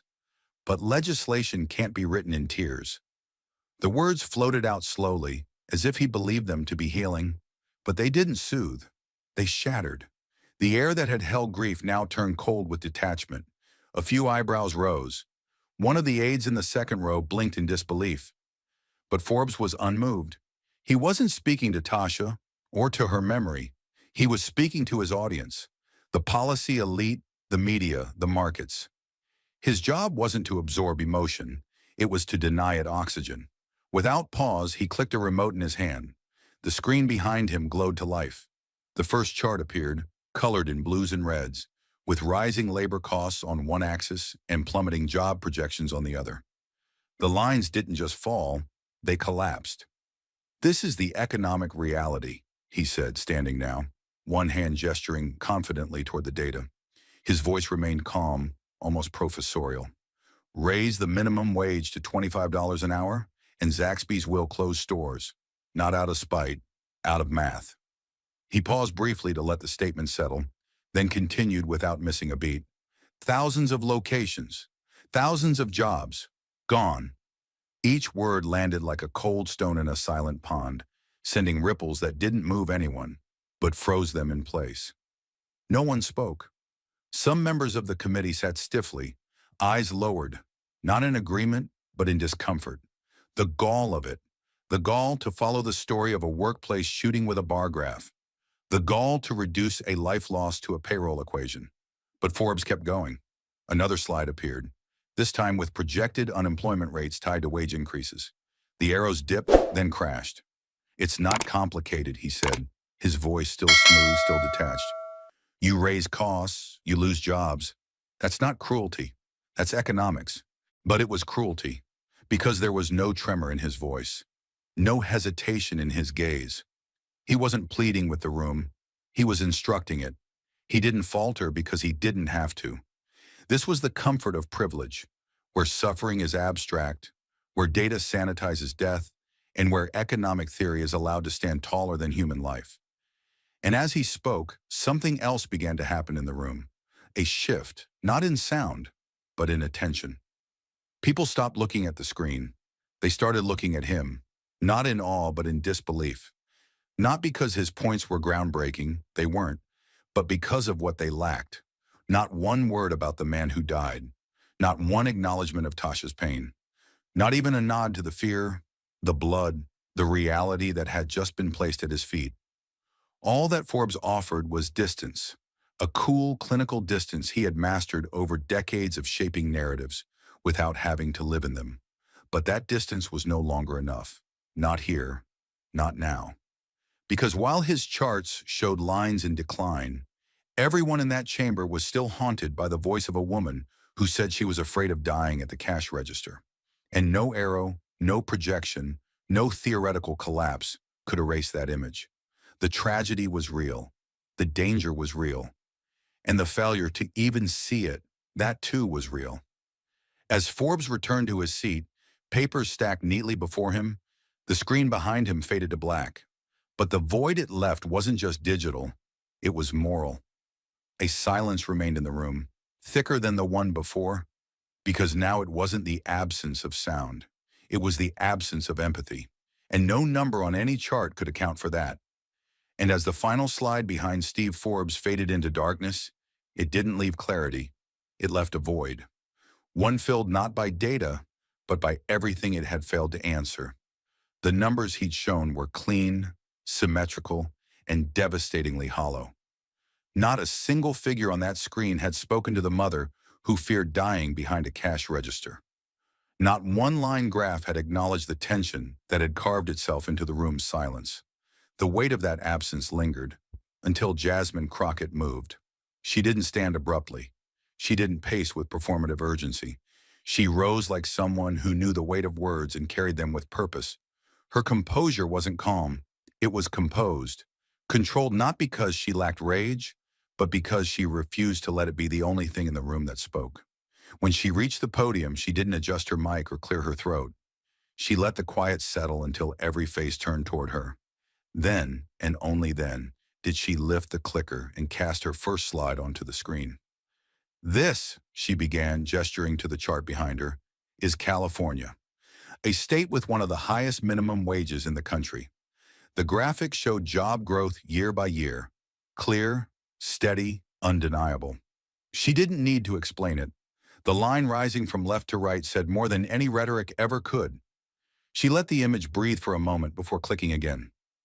"Here's Washington, another high-wage state, and here," another click, this time revealing a series of unemployment rates, "are the actual numbers on job growth over the past 5 years. Her voice didn't rise, but the force behind it tightened. There was no arrogance, only conviction honed through facts, not slogans. "In states where wages were raised," she continued, looking steadily across the room, "we did not see mass layoffs. We didn't see the job market implode. What we saw was families climb out of survival mode, parents working one job instead of three, kids seeing their mothers at dinner instead of just waking up to empty bedrooms." Each line landed not like an argument, but like a truth too long ignored. These weren't theories. They were realities, evidenced not only in numbers, but in lives quietly stabilized, in chaos momentarily halted. She paused, letting the images fade slowly. The screen dimmed, but the gravity remained. "Raise costs, lose job," she said again, quoting Forbes directly. Her eyes moved in his direction, not to challenge him personally, but to challenge the premise he had offered with such sterile certainty. "That's not a law. That's a scare tactic." She didn't pace. She didn't gesture wildly. She let her words carry themselves. And they did, straight into the air, carving a path that everyone in the room followed. "Because the data doesn't support that narrative," she said, and with one final click, a comparison slide appeared. Two states side by side, each with increased minimum wages, each showing growth, not decline, in small business filings. In fact, it tears it apart. There was no applause yet. No one wanted to interrupt, because the silence now was not void, but reverent. The hearing chamber, so often filled with empty declarations and political theater, felt different, grounded, present. She stepped back from the screen and let the weight of the truth she'd just delivered settle on every shoulder in the room. "Respecting human dignity is not a cost," she said, slower this time, every syllable clear, deliberate. "It is the foundation of an economy." There it was, the line that sliced through numbers and narratives and cut straight into the soul of the matter. The line no graph could hold. For a moment, no one moved. Even those who disagreed didn't speak. Then, like thunder cracking over distant hills, the clapping began. At first, a few hands, then more, then the full room. It wasn't chaotic. It was earned.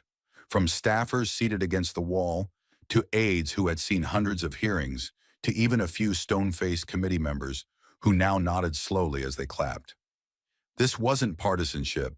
It was something closer to relief, that someone had finally said what needed to be said.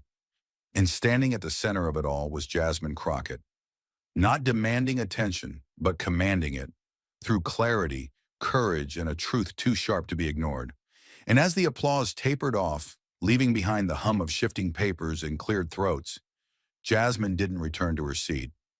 She stood in silence for a beat longer, her eyes locked not on the crowd, but on the witness table, where power had been paraded in graphs and detached warnings. Then she turned slowly back toward the screen and spoke into the quiet with something colder, sharper than policy. Math. "This is what the numbers don't show you," she said. Her voice was steady, but there was an edge to it now. Controlled fury wrapped in discipline. With a single click, a scanned image appeared on the screen. Faded ink, folded creases, highlighter marks from a woman who had lived every dollar on that page. It wasn't a slide deck. It was a receipt for survival. "This," Jasmine said, "is Tasha's real budget. Not a projection, not a theory. This is her life." She moved aside, letting the document fill the monitor behind her. A simple white paper, ordinary, brutal, and devastating in its clarity. "Her base pay is $9.75 an hour," Jasmine continued, pointing to the circled figure near the top of the scan. "After taxes, $7.80. The silence in the room tightened like a fist. "That's $1,248 a month if she doesn't miss a single shift, if the fryer doesn't break, if her kid doesn't get sick, if the power doesn't go out." Her voice didn't rise, but the gravity behind each word deepened. "Her rent is $835. Her prescriptions, $210. Groceries, formula, bus fare, diapers, another $515. She let the silence land before speaking again. "That puts her at negative $312 a month. Just to breathe." She turned back to face the committee, her voice lower now, measured, lethal. "That's not bad budgeting. That's not a lack of hustle. That's structural theft disguised as employment." She clicked the screen off. The chamber dimmed again, and for a moment the entire hearing room felt like a courtroom after a verdict. Then she spoke the line that split the session in two. "If you can't survive on honest wages," she said, her eyes scanning each member of the committee with steady fire, "then the policy isn't just broken, it's immoral." The words hit like a gavel, clean, irrefutable, and deadly to indifference. No one clapped this time. No one dared. Not because they didn't agree, but because something heavier had taken the place of performance. Truth. A truth so raw it didn't need affirmation. It demanded action. The chamber had transformed, from a space of political decorum to a stage of moral reckoning. Behind Jasmine, the screen was black now, but no one could unsee what had just been shown. It was a $312 deficit that spoke louder than any economist in the room. And in that deficit lived every skipped meal, every night Tasha went without heat, every time she tucked her kids into bed and pretended everything was fine. Jasmine remained still for a moment, letting it breathe, letting it burn. And in that silence, the air was no longer neutral. It was charged with grief, with anger, and above all, with the inescapable question that now hovered over every lawmaker in that room. What kind of system demands poverty in exchange for obedience? And as Jasmine's final words fell over the chamber like a closing gavel, there was no need for a vote to know something irreversible had happened. The silence in the hearing room eventually gave way to whispers, to hurried texts, to reporters filing out faster than they'd arrived. But the real aftershock didn't start inside the Capitol. It started 20 minutes later when a clip version of her exchange hit the internet. Within hours, the video had spread like wildfire. First through labor forums, then onto activist TikTok, and by midnight, it was trending #1 on YouTube's homepage. Someone had captioned it simply, "She brought receipts." And it wasn't just the budget. By the next morning, it was everywhere. Phones in coffee shops, shared in break room group chats, beamed across classroom projectors, debated live on cable panels. The title read like a battle cry, "If you can't survive on honest wages, the policy is immoral. Repist Jasmine Crockett destroys Steve Forbes." It wasn't just viral, it was undeniable. 2 days in, the clip had passed 25 million views. But the internet didn't just watch. It split. The hashtags told the story of a country trying to define itself through a single moment. On one side was Stand with Jasmine, a rising tide of support from minimum wage workers, union organizers, teachers, nurses, veterans, even fast food managers who admitted they too were hanging on by a thread. TikTokers reenacted her words with homemade props and fire in their voices. A teenager in Arizona made a thread breaking down her budget line by line and ended it with, "Tell me again how this is sustainable." One man, an Iraq war vet turned truck driver, posted a shaky video of himself tearing up. "She's the only one who said what we've all felt," he said, "like we're working full time, and the system's robbing us in broad daylight." But not everyone clapped. The other side came quickly, rallying under free market first. Conservative commentators called her emotionally manipulative. A Wall Street Journal op-ed accused her of weaponizing anecdote over analysis. Steve Forbes himself appeared on Fox Business the next evening, claiming the hearing had been hijacked by theatrics and warning of a dangerous push toward populist economics. On Reddit finance forums, users argued that $25 per hour would crush small businesses and encourage laziness. The divide wasn't just ideological, it was existential. The argument wasn't just about economics, it was about who got to define reality. Was it the chart, or the receipt, the theory, or the mother falling $312 short every month? For some, Jasmine had exposed the rot in the system. For others, she had threatened the foundation it was built on. Amid it all, Jasmine herself said nothing publicly for 48 hours. No tweets, no interviews. But her silence wasn't retreat, it was readiness. Because while the country argued about the truth she laid bare, she was already preparing for what came next. And this time, it wasn't just a hearing, it was a fight for the soul of what America owed the people it claimed to serve. And while the internet fractured and the nation boiled over two competing visions of dignity and economics, something rare happened. One of the Goliaths blinked. 3 days after the hearing that shattered the illusion of silence, Zaxby's corporate headquarters broke through the noise with a carefully choreographed announcement. The press conference was hastily arranged but meticulously stage-managed. Neutral banners framed the steps outside their Atlanta headquarters. Behind the podium stood company executives whose expressions were somewhere between polished calm and defensive restraint.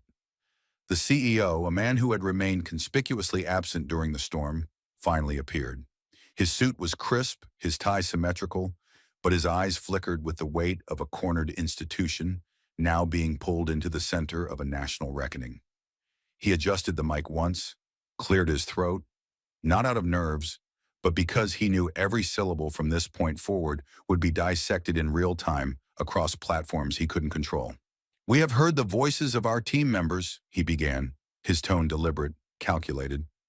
Each word was sculpted with corporate caution, but it couldn't completely hide the tremor of urgency beneath. "And while we acknowledge the complexities of wage reform, we are announcing today that our company-wide minimum wage will increase to $17 per hour, effective immediately." It wasn't shouted, it wasn't offered with joy, it was delivered like a strategic retreat dressed up as moral evolution. But the number landed hard, $17, not $25, but no longer $9.75 either. On live streams across social media, the comments exploded, screens filled with a wave of reactions that stretched from celebration to suspicion. Some viewers typed hearts, others typed, "Too little, too late." The CEO didn't pause for applause. He moved quickly to the next line, perhaps sensing that applause wasn't coming. "In the coming weeks, we will be reviewing operational efficiencies and labor frameworks to explore a pathway to a potential higher wage model." The phrasing was surgical. Pathway, explore, potential. It was the language of power buying time, of a company hoping the tide would recede before it had to surrender more ground. But even so, the damage had already been done. Not by strikes, not by boycotts, but by one woman showing the country a crumpled piece of paper with red ink at the bottom. Still, this moment, the announcement, was a crack, a shift, a sign that the wall was no longer unmovable. Yet for people like Tasha, watching from the break room of the very store where this all began, The announcement felt less like progress and more like a forced confession. She stood near the corner of the room, arms crossed, eyes locked on the television. Around her, co-workers muttered mixed reactions. Some smiled, some didn't. A few cheered. One young man whispered, "It's something." But Tasha didn't speak right away. She just stared. Then a local reporter approached her and asked for a comment. She didn't hesitate. Her voice didn't rise. It didn't need to. "It took 25 million people to get them to admit we mattered," she said, and that sentence hit harder than any bullet point in the company's press release. Because for years, Tasha and thousands like her had been told they were lucky to have jobs that paid them in fear and exhaustion. They'd been told that their suffering was a personal failure, not a systemic design, that if they just worked harder, sacrificed more, they'd climb out of the hole. But they hadn't been climbing. They'd been buried. Now, with the world watching, Zaxby's had been forced to shift, not from compassion, but from pressure, not from empathy, but from exposure. The truth had pulled them, dragging and scraping into the light. And across the country, people weren't just listening anymore. They were documenting, organizing, calling in sick, comparing pay stubs, printing their own receipts. Because Jasmine Crockett hadn't just sparked outrage. She had handed the working class a mirror and said, "This is what they think you're worth. What are you going to do about it?"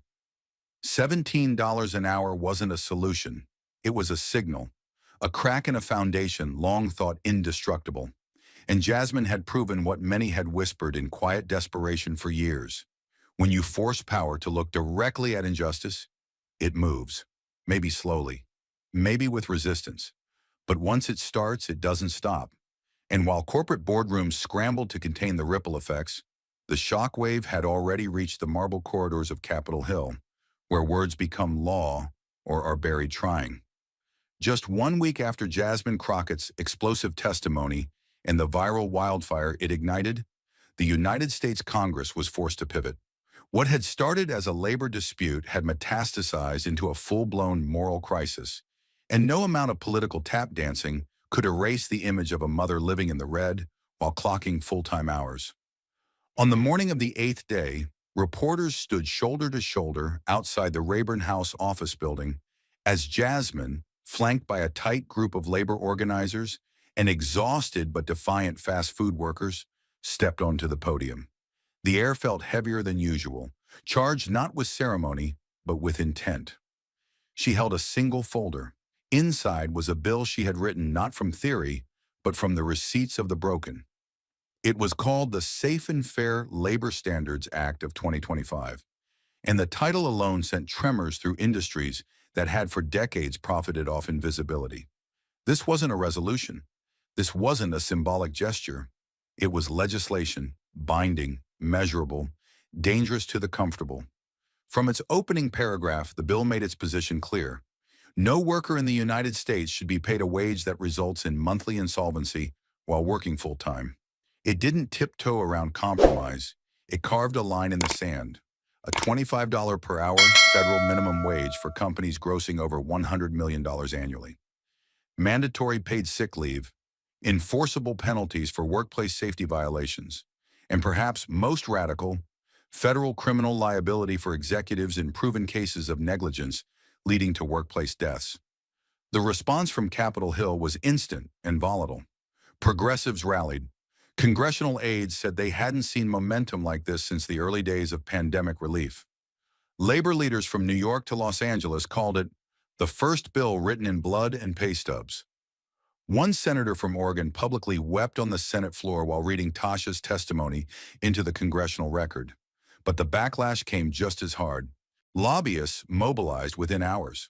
Conservative PACs funneled money into emergency ads, warning of government overreach, job destruction, and a war on small business.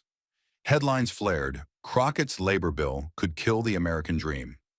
One business coalition called the bill economic terrorism dressed as empathy. Jasmine received over 1,200 threats in the first 72 hours after the bill's release. Emails, calls, anonymous letters. Some were cruel, some were violent.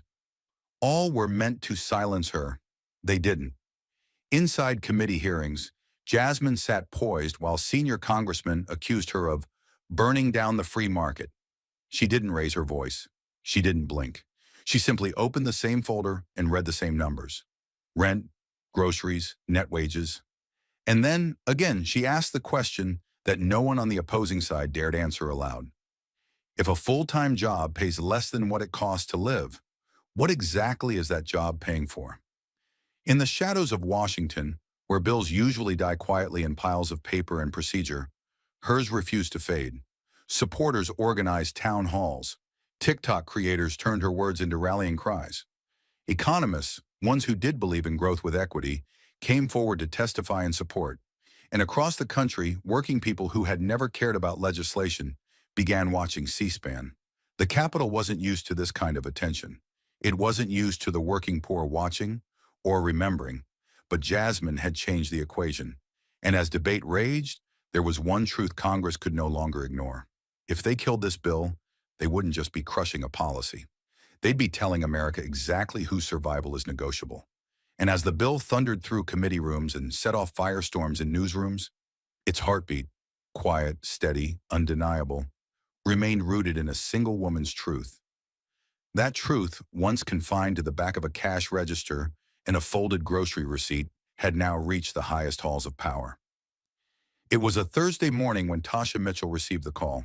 She was in the kitchen of her one-bedroom apartment, pouring cereal for her youngest daughter and checking her work schedule on a cracked phone screen. The voice on the other end was calm but official, crisp with formality. Ms. Mitchell, on behalf of the President of the United States, we would like to invite you to the White House as an honorary guest.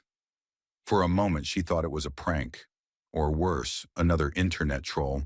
But when the White House seal arrived in her inbox minutes later, the weight of it hit her like a wave. Tasha, the woman who once feared being killed at her register, who had to choose between antibiotics and electricity, was being asked to walk through the gates of the most powerful building in the country. 2 days later, she stood at the North Lawn entrance, her Zaxby's badge still tucked in her purse, like a scar she refused to hide. She wore the only blazer she owned, borrowed from a neighbor, and new shoes she'd bought with money she didn't have. Her heart pounded not from nerves but from memory, of shifts too long, of managers too cruel, of customers too close with guns in their hands and rage in their voices. Now standing beneath the shadow of the White House colonnade, she was no longer invisible. She was invited. The press waited like wolves, cameras trained, lenses locked. But this time she didn't bow her head. She lifted her chin, held her bag close, and walked with the deliberate rhythm of a survivor who had nothing left to prove.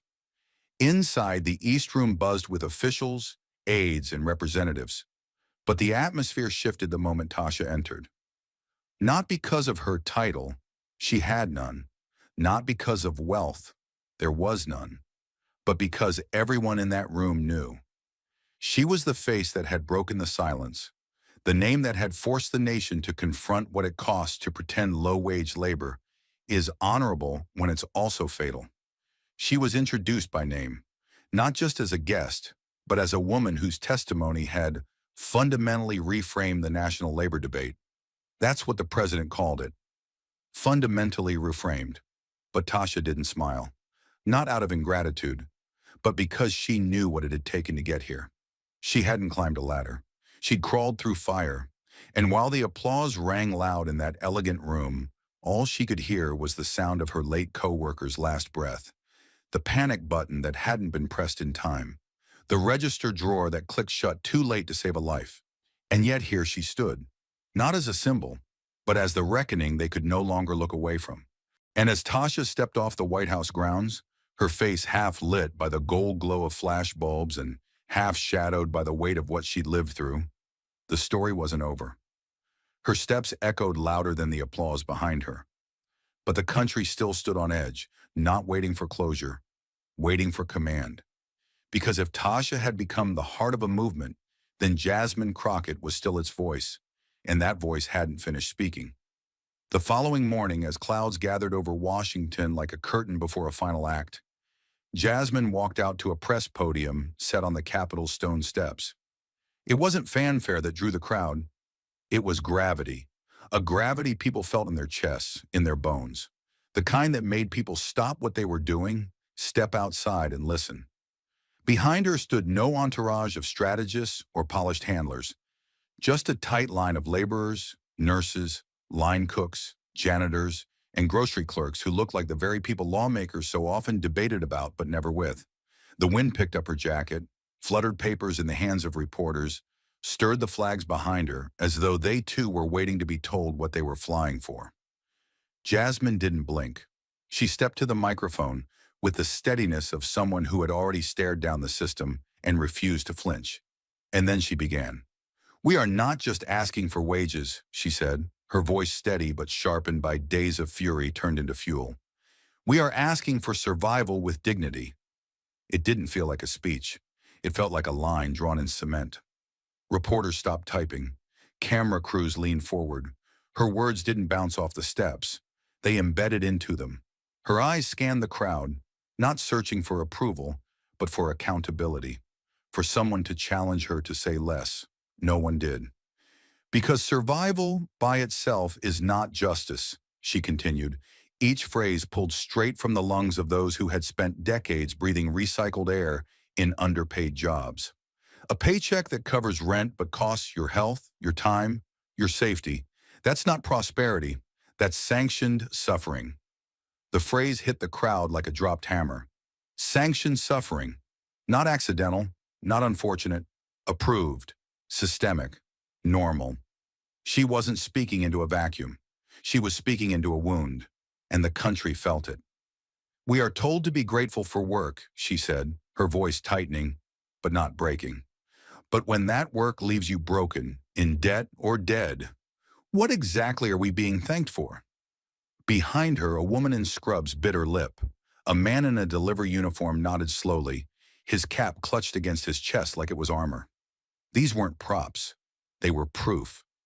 And then she paused, not for effect, but to give space to everyone who'd never been given a microphone. And finally, she delivered the line again, this time slowly, with a weight that no camera could truly capture. "We are not just asking for wages. We are asking for survival, with dignity."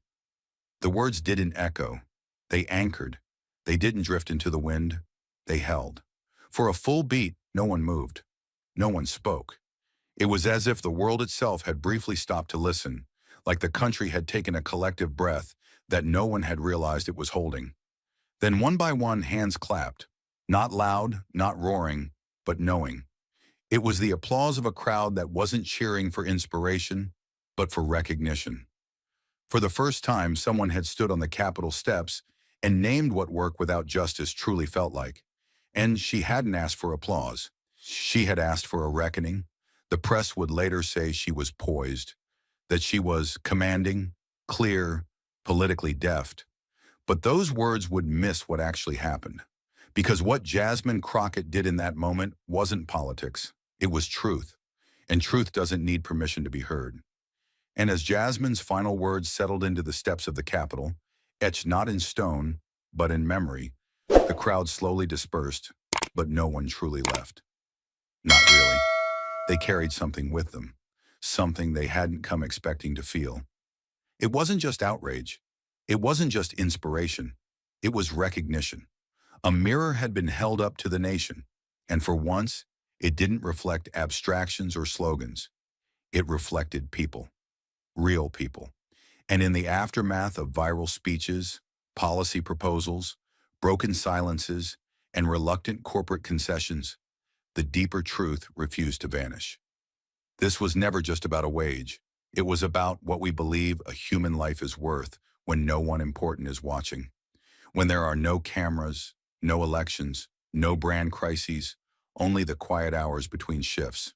Because in every zip code of this country, there are millions of Tashas, not just in fast food, in hospitals, in warehouses, in care homes, in delivery vans, in classrooms, in back offices and front desks and restrooms scrubbed at midnight. Mothers, fathers, grandparents raising grandchildren, veterans navigating trauma while stocking shelves, teens trying to lift families from generational poverty, one shift at a time. People who have done everything right, woken up early, gone to work, stayed late, followed rules, sacrificed, endured, and still found themselves trapped in a rigged equation where effort does not equal survival. They didn't fall short. They were shortchanged. And for years, the machinery of politics and profit told them the same thing. It's your fault. You didn't budget better. You didn't work harder. You didn't deserve more. That lie was repeated until it calcified into national policy. But what Jasmine did and what Tasha proved is that one honest voice grounded in lived truth can pull that lie into the light and burn it down in front of the whole country. The lesson wasn't about economics, it was about morality.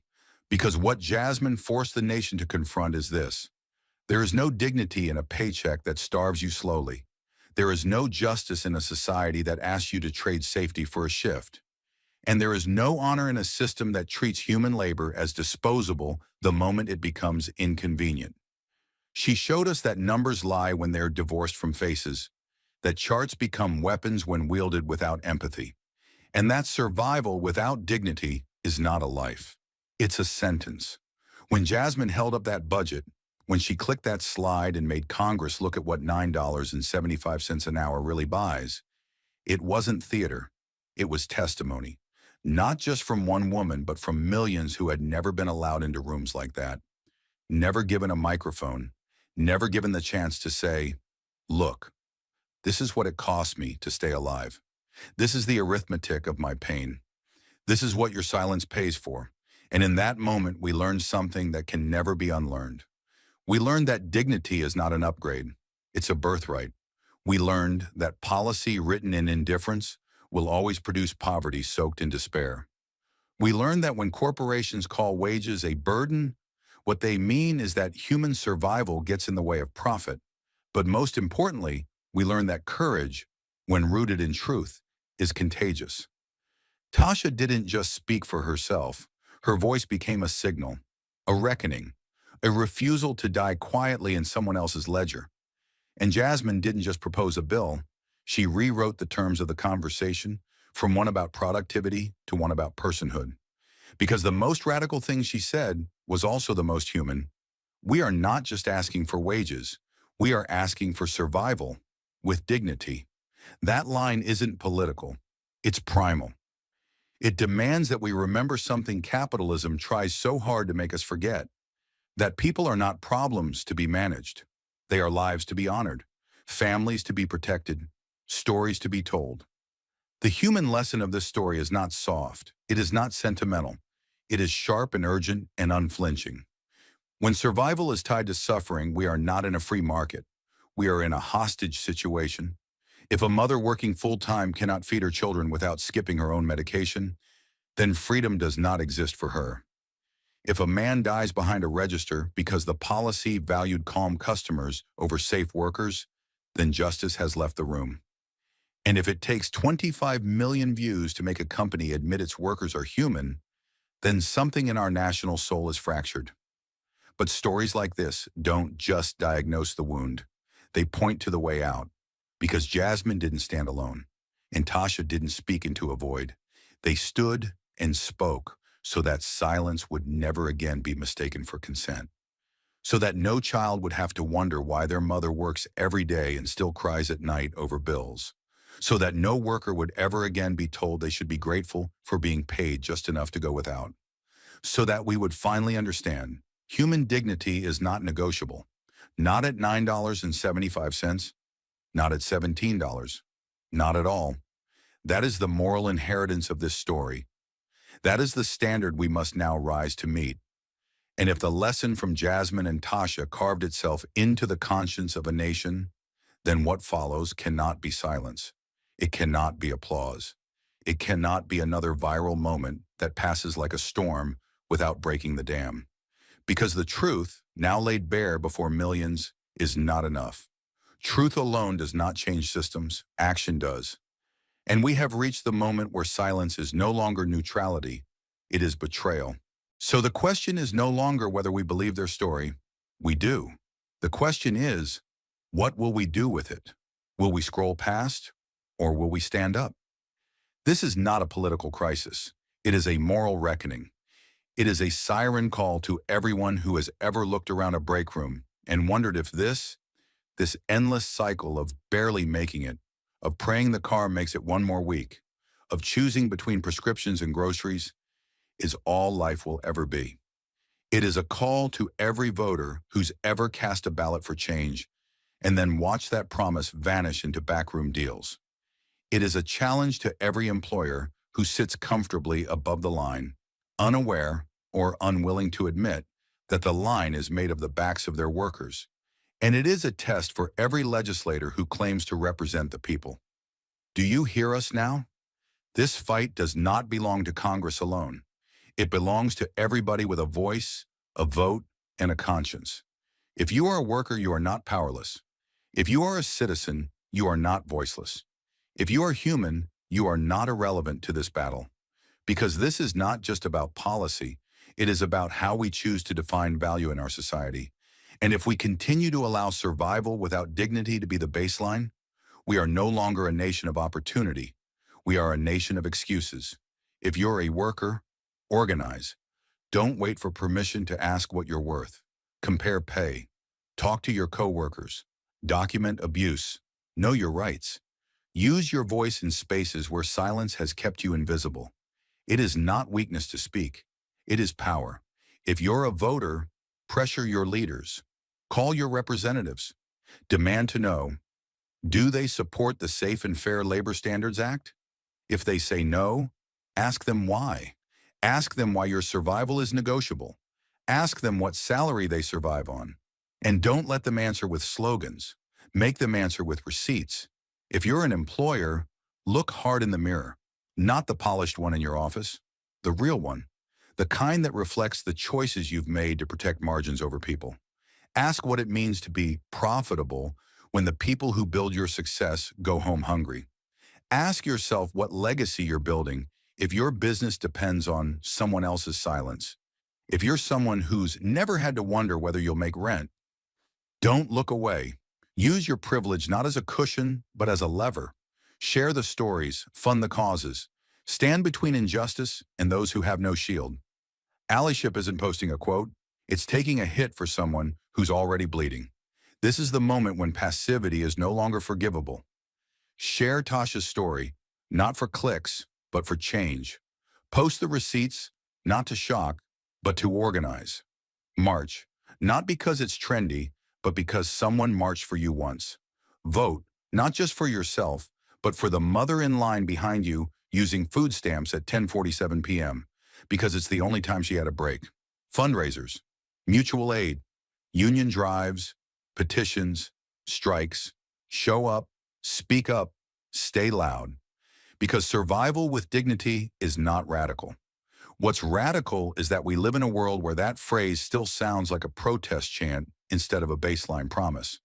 What's radical is that people like Jasmine have to beg rooms of power to look at a budget that ends in the negative just for someone to hear the word injustice.